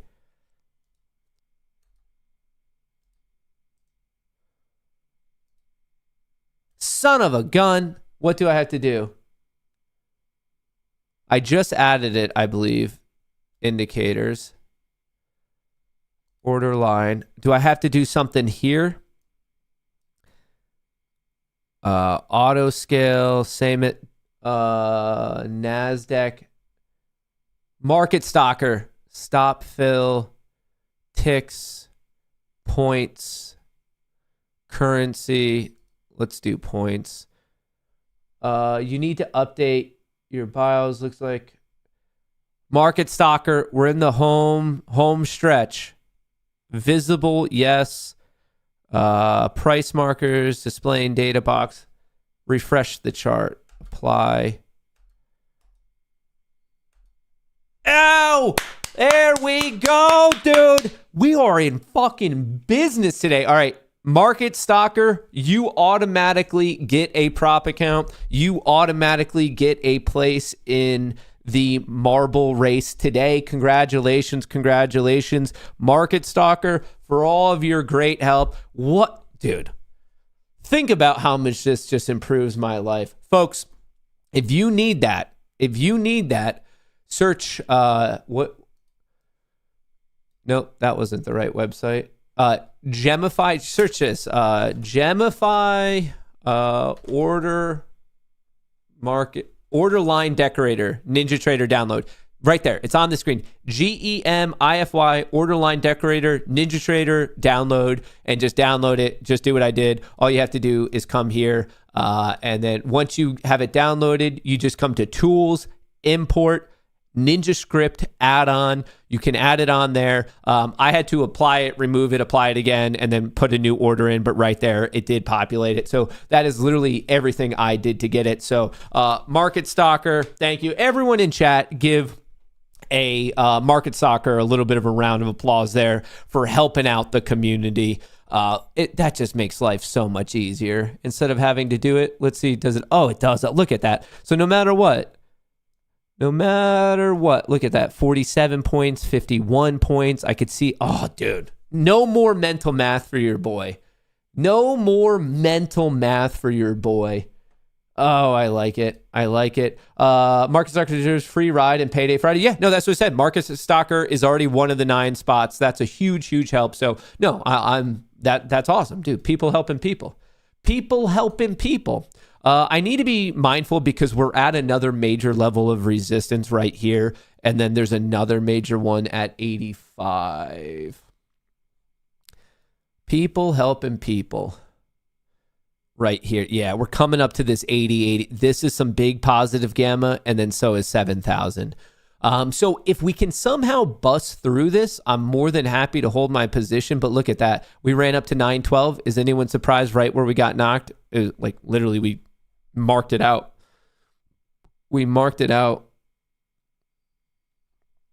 What was this? 57. All right. So no matter what, look at that easy math. No matter what, I'm making 1,700. Oh, wait. Did I go over? Fuck. You can only make 4.5K on the take profit accounts. I already went over. In all of those shenanigans, I already broke the limit of what I'm allowed to make today. I'm not saying I'm mad, but I'm saying that I'm disappointed in you guys. All right, so we're closing those out because literally there's no point in me. They have a 50% rule.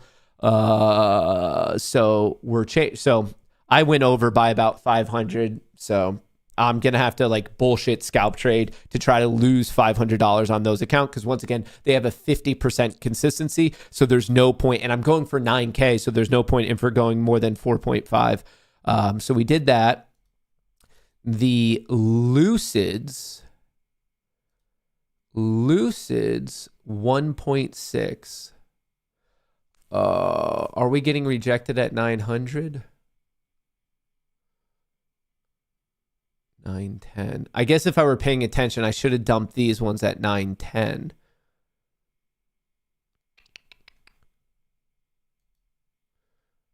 I think is the answer. So Lucid. All right. We're setting those up how they should properly be, because once again, I believe they have a 50% consistency, so there's no point in going past 4.5. There's no point in going past 4.5.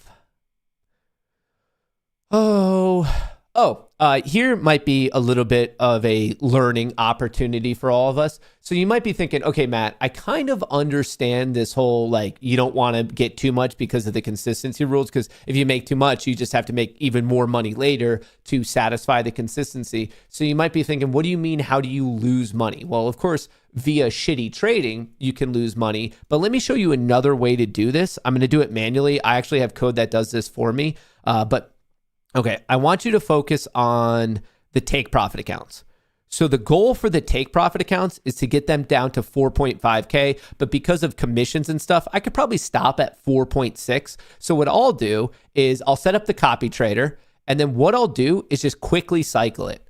Like boom, right there. And then I just keep doing it as much as I can. See, like I'm losing the commission fees. And once again, I'm only doing this to the take profits. So if you do it really quickly, you're in and out at the same point, but you're paying the commissions each time. Sometimes there's a little slippage in your favor. Sometimes there's a little slippage against you. Yeah, it happens. And then you could stop it a bit early.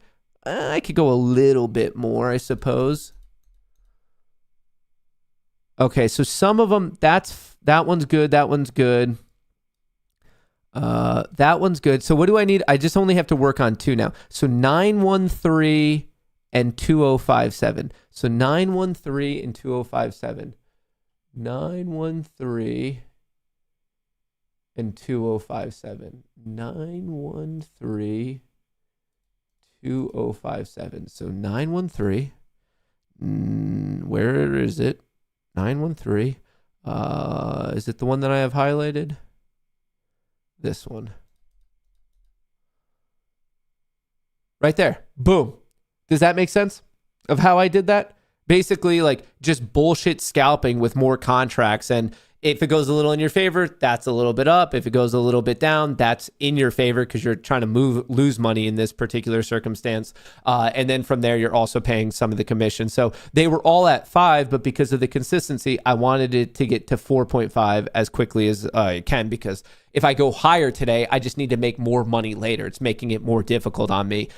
So that's basically the reasoning there, is I just stopped it at the 4.5, like close enough. So just a little bit of I guess a trick if you ever find yourself in a similar situation to me, of needing to lose a little bit of money. I just basically cycle through and take advantage of the commissions. Obviously, as I showed you, you could do it manually. I have a little system that does it for me on one contract. It just trades really rapidly, pretty much always in and out at the same tick, and I just like add up the commissions. So I'll just let that run slowly but surely until I just need to bail. Speaking of that, should I be bailing here? Obviously, I have a stop in place just in case it gets too bad, but I might move this up a little bit higher. We did get quite overextended. We did overshoot the 900. I was actually surprised it didn't have a pullback earlier than it did. So if I get knocked out, whatever, like you could see, I'm already guaranteeing myself 1700. I'm giving it one chance to pull back here. If this is just a higher low and it goes again, great. I'll move my stop even move more, but I'm watching this closely. I do like this idea of anchoring it to like 60, 65, but I just want to see if it can get back above Actually, I'm trying to watch the 1 minute here. This is the 20 EMA, the white line. So I'm trying to use that as my risk point. This white line is the 20 bar EMA. So I'm trying to base it off of that as reasonably as I can, or I should say maybe to the best of my ability here, but it might have slightly different plans for me. It might have slightly different plans. Let's zoom in. I don't really like to use the 500 or the 100 tick for my actual trading decisions, but from a stream perspective, obviously it's a bit more exciting to pay attention to. Where do we have it? Where do we have it? Is it about to get clocked here? We are taking out that low, this recent low. I'm not the biggest fan. I was hoping that buyers would step in like right here, just off that 20 look back period, 1 minute. I'm not seeing the deepest liquidity that I would like. Even that pop, I see people coming in at 50. My stop's at 48. I'm not going to let this get too far out of hand because of exactly how my day was on Friday. It was just not fun. Uniquely not fun. I'm hoping they're not targeting 50. If they do, there's a good chance they sweep me out. I have a little bit of room. Not the most. It's starting to show a bit of weakness. I don't know if it's a momentary pullback or not. We're about to find out. Maybe I'll get lucky. I guess I need to be paying attention to 70, but look at that. They keep coming in at 50 and now even 45. Like every little pop, I'm seeing fresh orders pop up there. What are we doing? It's getting real close to knocking me out, like dangerously close. And if it does, I don't know why that order's there. Oh, it's because this particular screen doesn't have the add-on. But I just want to clarify. Worst case situation for me is I'm making $1,700 per account. So I don't mind that at all. When I got into it, I was more than willing. I was mentally ready for it to be a break-even trade. So the fact that I'm making any money in my book is a bonus. And obviously the worst case situation is $1,700 after already locking in a huge chunk on take profit, locking in a chunk overnight on my new Apex accounts. I don't mind this at all. Of course, I want it to keep going. I'm human, and the more money, the merrier, the closer I am to the goal. But just to be, I guess, to pontificate of my mental state right now, if it hits it, it hits it. We'll move it up a little bit. That was actually probably dumb. I should just leave it exactly where it was. Let's see. Maybe I'll get lucky. Maybe this is the higher low.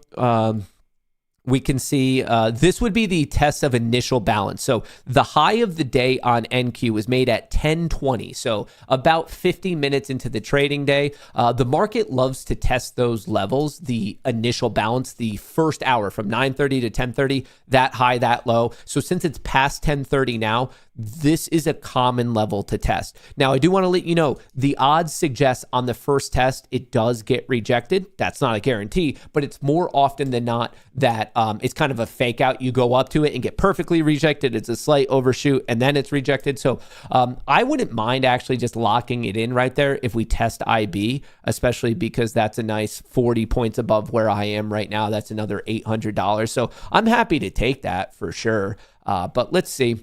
If I'm wrong and we just have this succession of lower highs and lower lows and we're just kind of some profit takings coming into the game, that's all right. I'm still making 1,700, like whatever, it happens. So just wanted to let you know that that's what that red dash line is. It's the IB high. There's another one down here. This is the IB low. And then the blue dash line is the 50% region in between those two levels, which is another level that seemingly a lot of traders react to, whether it's manual or automatic or the truth is somewhere in the middle. It is useful to know where the IB is. So the IB is basically an ORBO, an opening range breakout or breakdown trade. But for the first hour, if you're looking at from 9:30 to 10:30, it's called the initial balance. But you could do it on the first 5 minutes of the day, the first 10 minutes of the day, the first 30 minutes of the day. But obviously the first hour, for whatever reason, it's not called the 60-minute ORBO. It's called the initial balance. And it's not for whatever reason, the thought process behind it. is big institutional large players. When there's an increase of liquidity and volume and trading opportunity, that's when the bigger traders are playing, because there's literally just more liquidity in the market in the first hour and in the last hour of the trading day.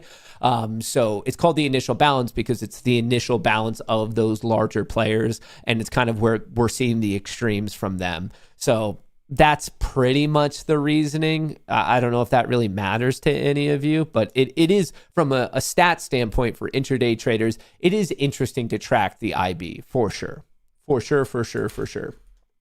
Is a reversal at 10:20 thing? Seems like it happens a lot. It might be. I've personally never heard of it. I've heard of 10 a.m. reversals a lot. And it seems like even in here, we've streamed quite a few pieces of evidence of market reversals right past the 10 a.m. hour. So like between 10 and 10:05, 10 and 10:10. So not only is it the first 30 minutes of the day, but a lot of the times there are major macroeconomic events at 10. So for example, this is the chart.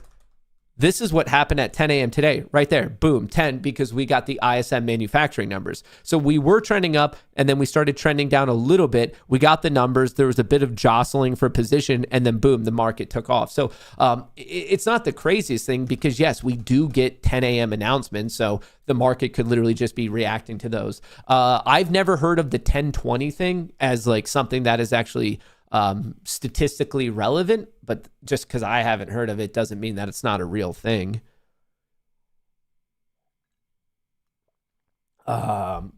Have you ever built a strategy script in Ninja? Do you have videos on it? Yes. I built many. I run many. I'm always testing them. My preference is actually to do algorithmic trading rather than manual trading. And in terms of how to do it and how to do it easily with AI, I have a lot of videos on it. Go to the backup channel. Matt Kohrs. Where's Matt Kohrs? Right here.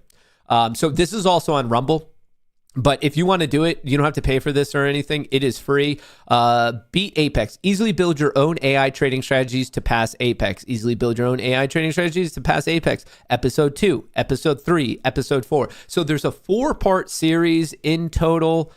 It's about an hour and a half of content. It's 100% free. And this is a step-by-step guide of how you can get started, how to set it up, and how to get AI to do it for you. So if you don't have a background in coding and maybe you thought that that would be a deterrent for you, no, you don't have to have coding knowledge whatsoever. That's one of the beautiful things right now about the rise of AI. As much as there are going to be problems with it, there's a lot of benefits in terms of like you being able to do things where you really don't have a skill set in it. So like I said, those videos are 100% free. In the Goonie Trading Discord, we have additional breakdowns with even more information. Once again, Goonie Trading here. There's a whole market education section in the Goonie Trading Discord where not only do I cover some of the AI stuff, but I cover option stuff, psychology stuff, like the list goes on and on, just stuff related to being a trader. But if the Goonie Trading Discord isn't for you, there's still additional information. I'm a dev and have 30 years in development. It'd be even easier for you then. Because sometimes as you know, if you're a dev, you know that ChatGPT isn't perfect and it can cause issues. So with a coding background, you'd be able to identify those issues even easier. So like, if you do have a good background in like STEM, I suppose, your life will, yes, it'll be easier. AMD is ripping today. AMD is ripping today. Let's go to the 3-minute. Someone asked this morning, would I be short on silver? My answer was yes. And look at that. It'd already be paying by a shitload of money.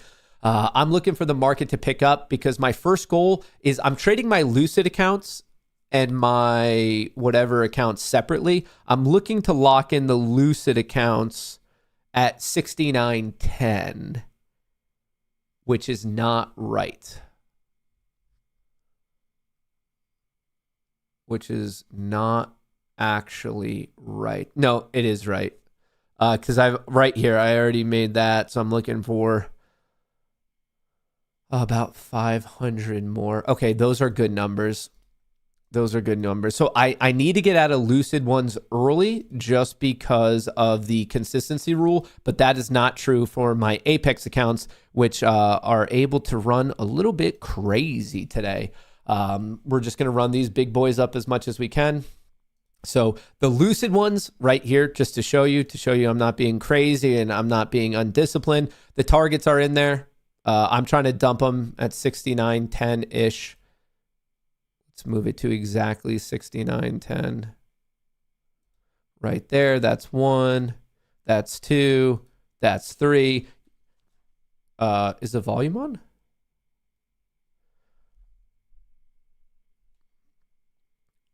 Did I already make my money? Oh, fuck, dude, I already made my money. This is sick. Okay, let me switch this up for one quick second. I know there's a balloon screen, but I just don't want to show you my super secret password to log into my brokerage accounts. Not that I don't trust you guys. It's just I've seen some sketchy stuff happen in the past. Let me, hang on. Thick trades. Here, locked in. All right. Positions, orders, filled. You guys cannot see what I'm talking about, can you? Let me switch this up. You can see my trades from today. Ask anyone in the Discord. This was just posted in real time. It was not Monday morning quarterbacking. Let me clean this up so you can see what I am talking about. So this one trade, if you agreed with it, maybe you did, maybe you didn't. I got in at 10.10. I just exited at 10.38. I sold them at 50, bought them back at 20. That was $30 per one. I had 20 of them right there. Total and filled are the exact same thing. I sold it. It was a put credit spread. I bought them back. Once again, that's how you exit a put credit spread. You go from selling to buying. I was selling premium. So I sold it at 10.10, bought it back at 10.38. It was a 28-minute trade, and it paid for 5 months of being in the Goonie trading Discord. Obviously, a lot of people just got an entire month for free. Unfortunately, there is no longer a free code, but literally ask anyone in the Discord. The second I got into the trade, I posted it. It was posted at 10.10.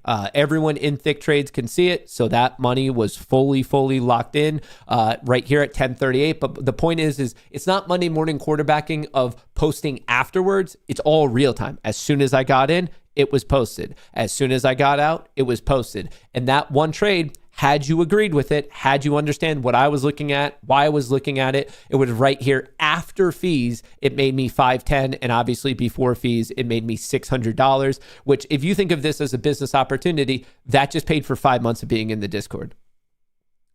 Right there.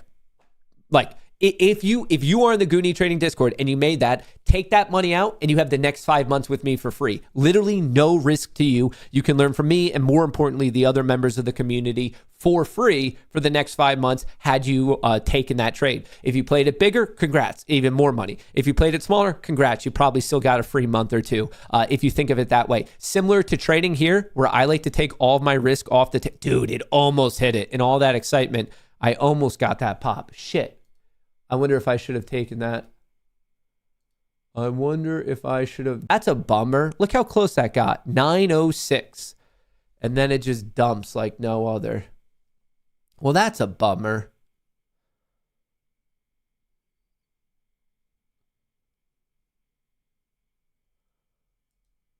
Order submitted. 62.25.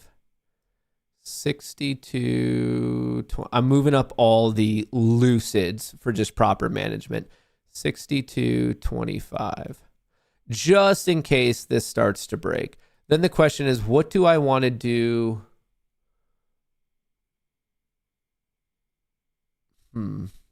I like this because it's 2K on the day. Do I just want to call it here? Just make my 2K? Let's dial this in. Fuck, well now it's below 2K. Is that going to piss me off? Is my OCD going to kick in?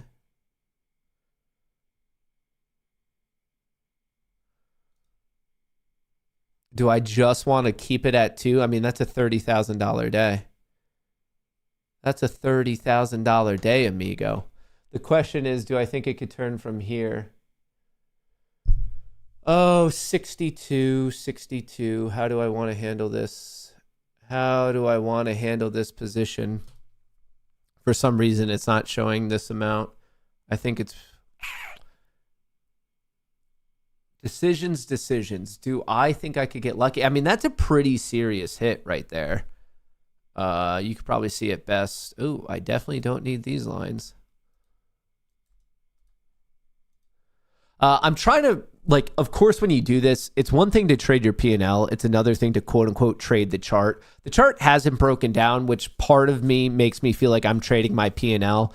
That could be a double bottom.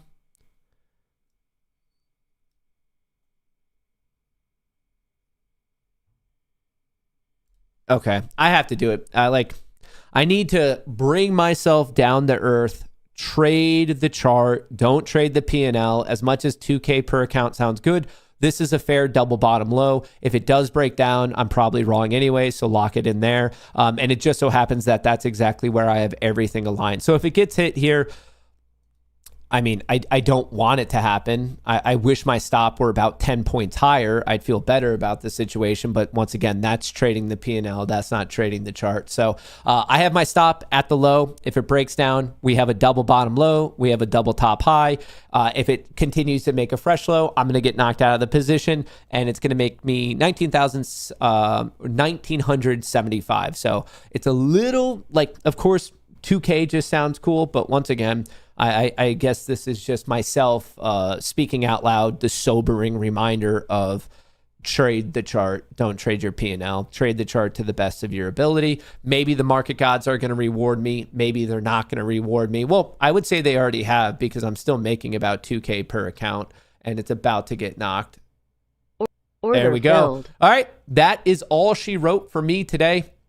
After fees and whatnot, I made $1,800 per account. Some of them are up at $1,900. Yes, there's a little bit of slippage. So the quote unquote, as you can see here, the net liquidation value, you can see it's larger, 109 all the way down to 108. So a difference of about 1.5K. These all started with 50K. So we just locked that bad mamma jamma in. The FFNs I've already passed. I just need to do more trade days. So I don't know why I traded that much. It was an accident. I just need to scalp trade these. The fresh Apex ones right here, the 2.4 all the way down to the 2.4. I traded those last night, so they're good. That was day one. The Lucids, I was going for 4.5. It undershot that target by 3.5 points. Hey, whatever, that shit happens. And then the take profits actually got their 4.5. In fact, I overshot it, and now I had to like do that scalp trading technique to bring it back down. So folks, this is my attempt of getting back on the horse. I had a brutal trading day on Friday,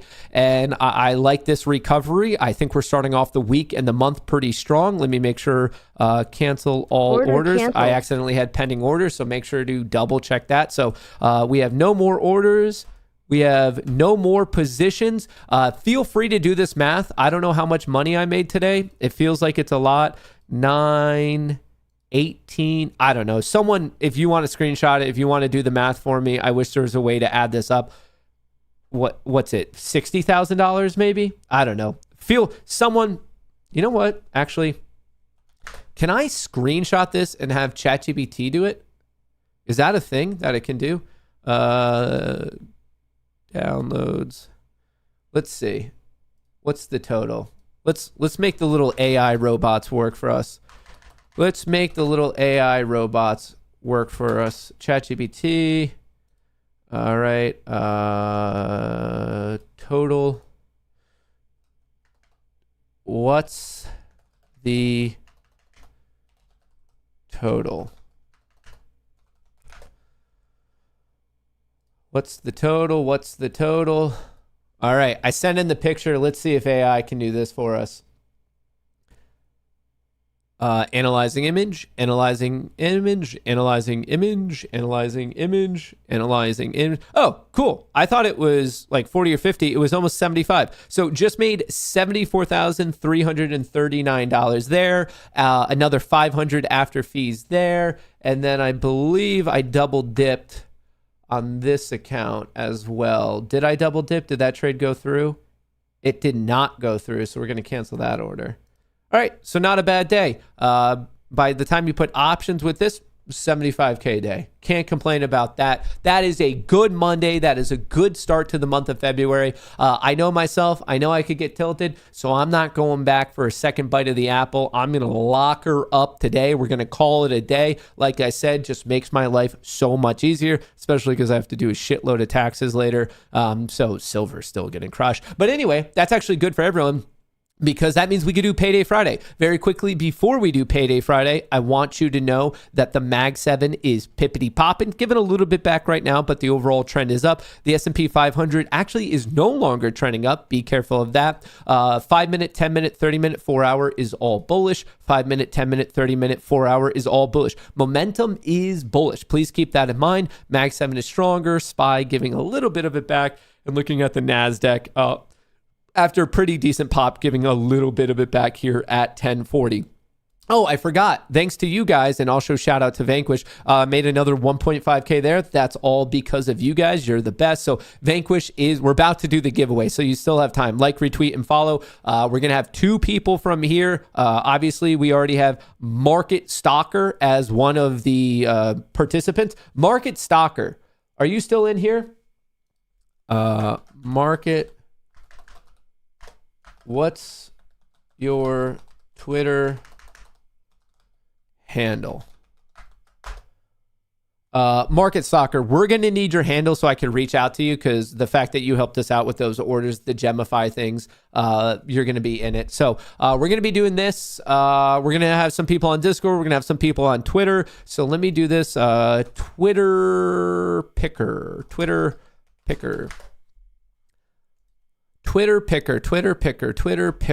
close pop up.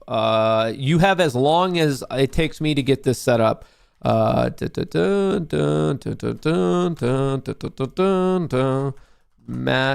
underscore Kohrs. Minimum any. Okay. All right. I think I set this up properly. Winner count. All right, we're going to get 2 from here. We're picking. Nice surprise, Payday Monday. Dude, it's my way to get back because I messed it up on Friday. That's 100% me. All right, we have 3 of our contestants so far out of our 10. What do we have? Scarecrow, and we also have Zanrock, who is a cat that looks like a previous leader of Germany, if we're being completely honest. We're Zanrock. I see you're in chat right here. Zanrock. What's the deal with your cat, man? What? I don't want to say what previous leader of Germany. Kittler? Kittler? Is this cat's name Kittler? Oh, you have problems, dude, but I love it. That cat's going places. He is him. Yeah, dude, I think we now have more questions than we do answers on this particular one from Mr. Kittler here. Jesus. Oh, man. All right. So then the other thing we have to do is general chat. Let me figure out how to do this. I always forget for some reason. Let me move myself over here. Giveaway. Duration, 2 minutes.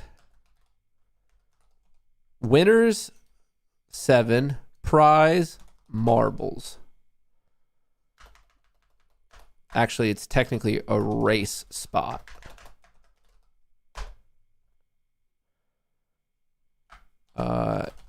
Everyone. All right, there you go. All you have to do is enter giveaway, and you're going to be in. This is going to run for 2 minutes if you are in the Discord there. While we're doing that, let me just show you what's going on. So earlier today, Piper fired off at 10:07 with a bullish 4 out of 5 confidence right here, 10:07 this morning, Feb 2nd. You could see how I run this. Bullish 4 out of 5 confidence, put credit spread on the SPY, put credit spread on the Qs. thick trades. This is my trading for 0 DTEs. You can see my performance in the month of January right here from January 1st to the 30th, a 24% return. You can see I had a 100% hit rate just to kind of show you what's going on. I took another trade right here. You could see I tagged everyone at 10-10, taking a more aggressive piper today. You could see exactly when I got in, and then you can see I tagged everyone when I got out. So that's for one account. I have another account called Swingers. I didn't take any trades there today, but you could see the performance of the month of January. I think I actually put the overall performance. Let me scroll back right here. So for the 0 DTE stuff, 25% return, 10K. For the swing stuff, 9% return, 5.7K. And then obviously all the futures I do live with you. So you can see that there's obviously we have news feed stuff. You could see there is a whole guide of how to use the Discord, a lot of private lectures in here. I'm trying to think of anything else. Obviously, we have chats going and all that stuff, but feel free to check it out if that's something that interests you. Is this running yet? How much? Okay, 16 seconds. We're about to find out our winners. 13, 12. If you're in the Discord, fast.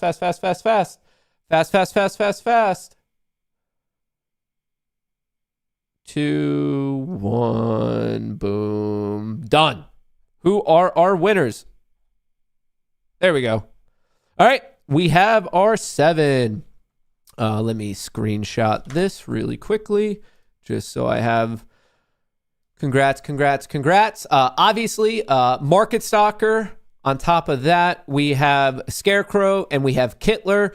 So Market Stalker, Kittler, Scarecrow, and then the 7 people just selected in the Discord. You guys have already won something. Some of you are going to be getting a free Vanquish option sim to funded account. Some of you are going to be getting a free Lucid futures sim to funded account. So if your name has already been picked, we have Carter Birch, 912, Maddie F. Me, Trippy, 479, Gelfrey, Bedlam, and Dumb Money. If you just heard your name, you are already winning something. And we also have Market Stalker here. All right, sick. Let me bring up that account so I don't lose anything.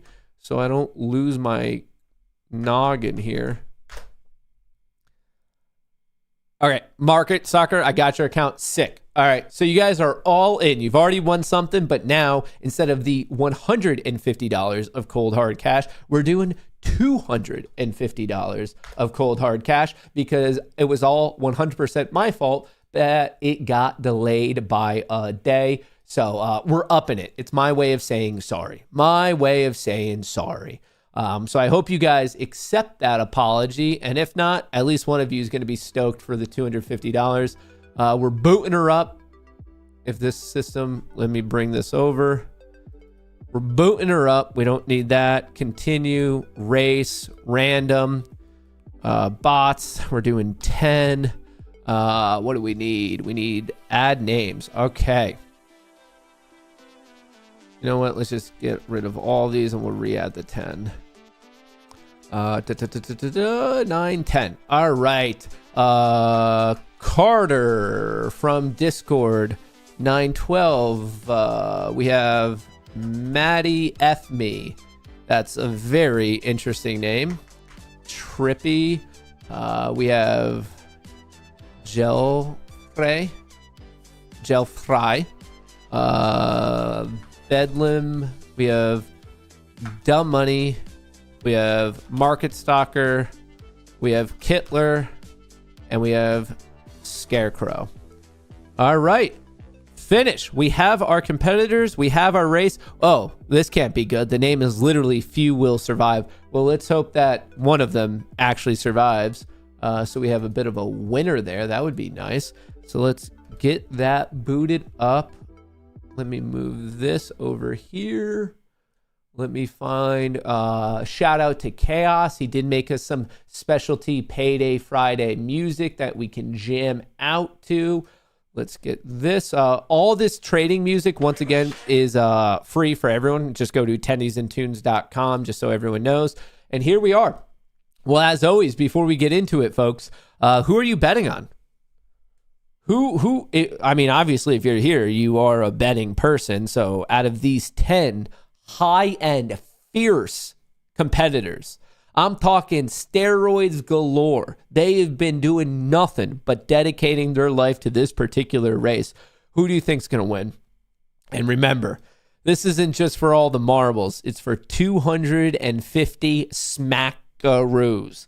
250 smackaroos. Generally, as the announcer, I don't really like to show a bias, but I think Kittler. I mean, dude, agile as a cat. Agile as a cat. It feels interesting. All right, hang on. We have some spammers in chat. Let me get rid of that very quickly before we get going. Okay.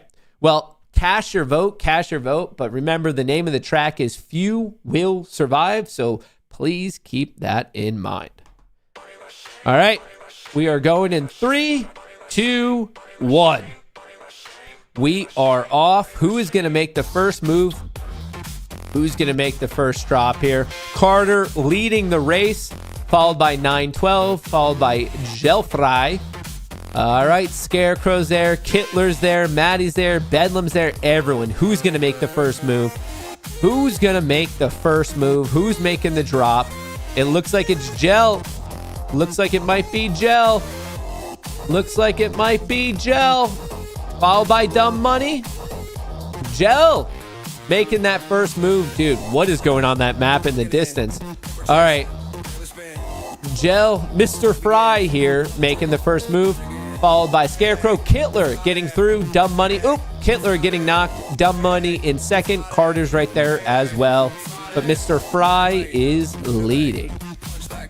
All right, pretty simple one here. Trippy is currently in second. Kittler is currently in third. How are we doing? All right. Uh-oh. Who's going to live? Oh, skipping the track. Mr. Fry cutting off. Trippy died on that. So on the first, Scarecrow died. Kittler died. So Mr. Fry here skipping a third of the map and staying on. That is impressive, folks. But will he be able to make the final jump? Remember, the name of this one is Few Will Survive. Few. Oh! No! None of them! Mr. Fry, you had a shot! None of them! Zilch! Nada! None! Right there! Dude, a third of a second. A fifth of a second. We got to run it back. Folks. All right. Random track. Wow. That's what you get for Few Will Survive. It was the aptly named. Where are we now? Looks like more of a holiday fun Christmas vibe. All right. Maybe it's the music was a little bit too aggressive. All right. Let's get another Tendies in tune sock him. All right. We're trying to find a survivor. We're trying to find a winner. And we don't want to murder all 10 of our contestants. So let's give it another whirl on holiday fun. All right. We are off to the races. Let's see who can come back from the dead and actually win this race. Scarecrow, early lead, followed by Market Stalker, followed by Carter. Scarecrow and Market Stalker knocking into each other real early. But you have Scarecrow, who is actually leading the race, followed by Dumb Money, now Bedlam. All right. Very active track, very slippery track. Who do we have going on? All right. Scarecrow still leading. Will he be managing to hold this position? So it goes Scarecrow, 912, Bedlam. We have Scarecrow taking the right guardrail. Interesting choice for this map, but let's see how it plays out. Bold move, Cotton. Scarecrow holding on to the lead, but Dumb Money taking the first move down to the second tranche of the funnel. Dumb Money currently leading the race, edging out Scarecrow. Will he make it? You got to drop again, buddy, if you want to keep this lead. Scarecrow's breathing down your throat. Dumb Money, you got to drop. We've seen this track before. You got to drop, Dumb Money. Okay, Dumb Money officially dropping. All right, will he be able to make it through whatever the hell this interdimensional... What are we doing, folks? What is happening on this? Scooby. That wasn't weed. I don't know what happened there. Dumb Money went interdimensional for a second, followed by Carter. followed by Trippy. So it goes Dumb Money, Carter, Trippy. Let's see, will Dumb Money be able to hold on to the lead? As confident as he might seem, remember, this is an interdimensional map. You never know what's going to happen. And Dumb Money is slowing down. It seems like when the aliens probed him, they might have done a little bit of damage because he is not moving well, leaving an opportunity for Carter if Carter can get his ass in gear. Dumb Money still going real slow. What is this? What is this? Dumb Money catching the obstacle. Uh-oh. Left or right, folks? Left or right? Which one's the right one? Which one's the proper decision? Taking the left path? Was that... Oh.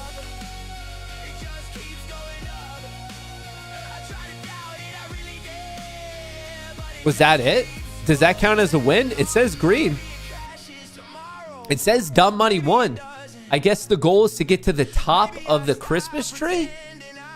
Dude, these interdimensional maps. Who's going to get second? Kittler's right there.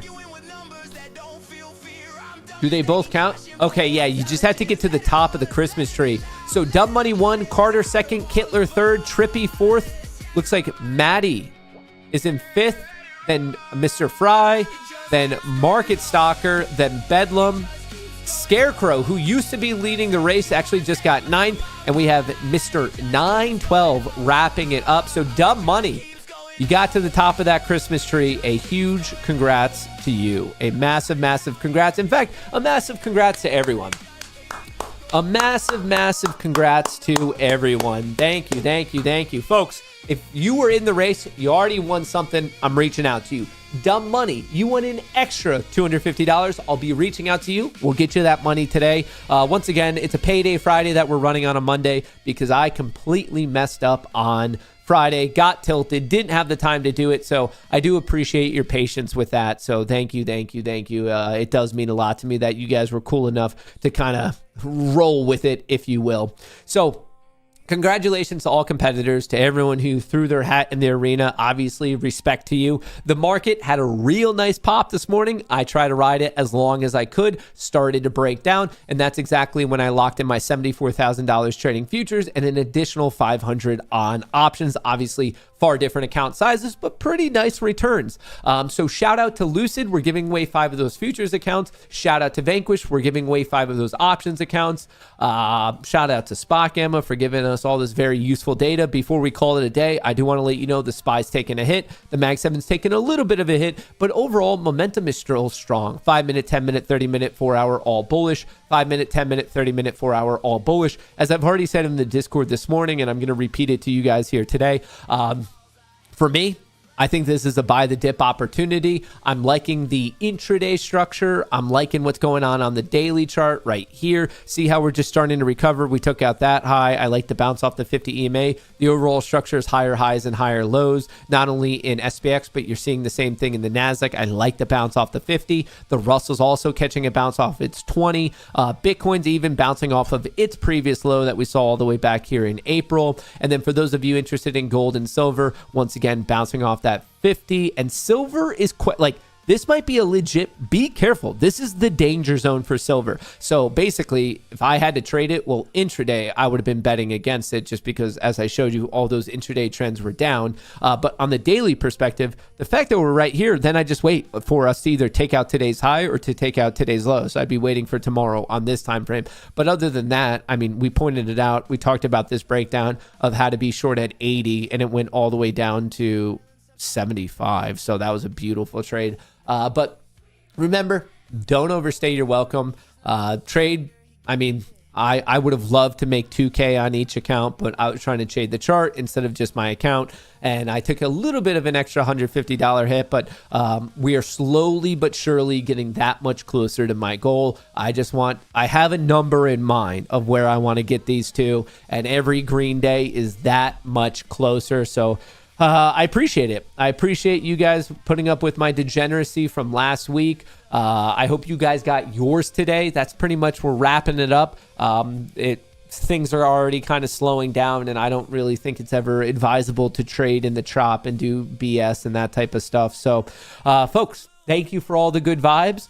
Shout out to Lucid. Shout out to Vanquish. Remember, Apex's deal is ending in 2 days. If you want to trade with me or other members of the community, that's what Goonie Trading is all about. That's pinned in the description of the video. Where we're going to be posting an update video later on today, and then we're going to be streaming once again tomorrow, 9 a.m. bright and early. So like I said, thank you for all the good vibes. We'll be chatting soon. Thank you, thank you, thank you. Peace.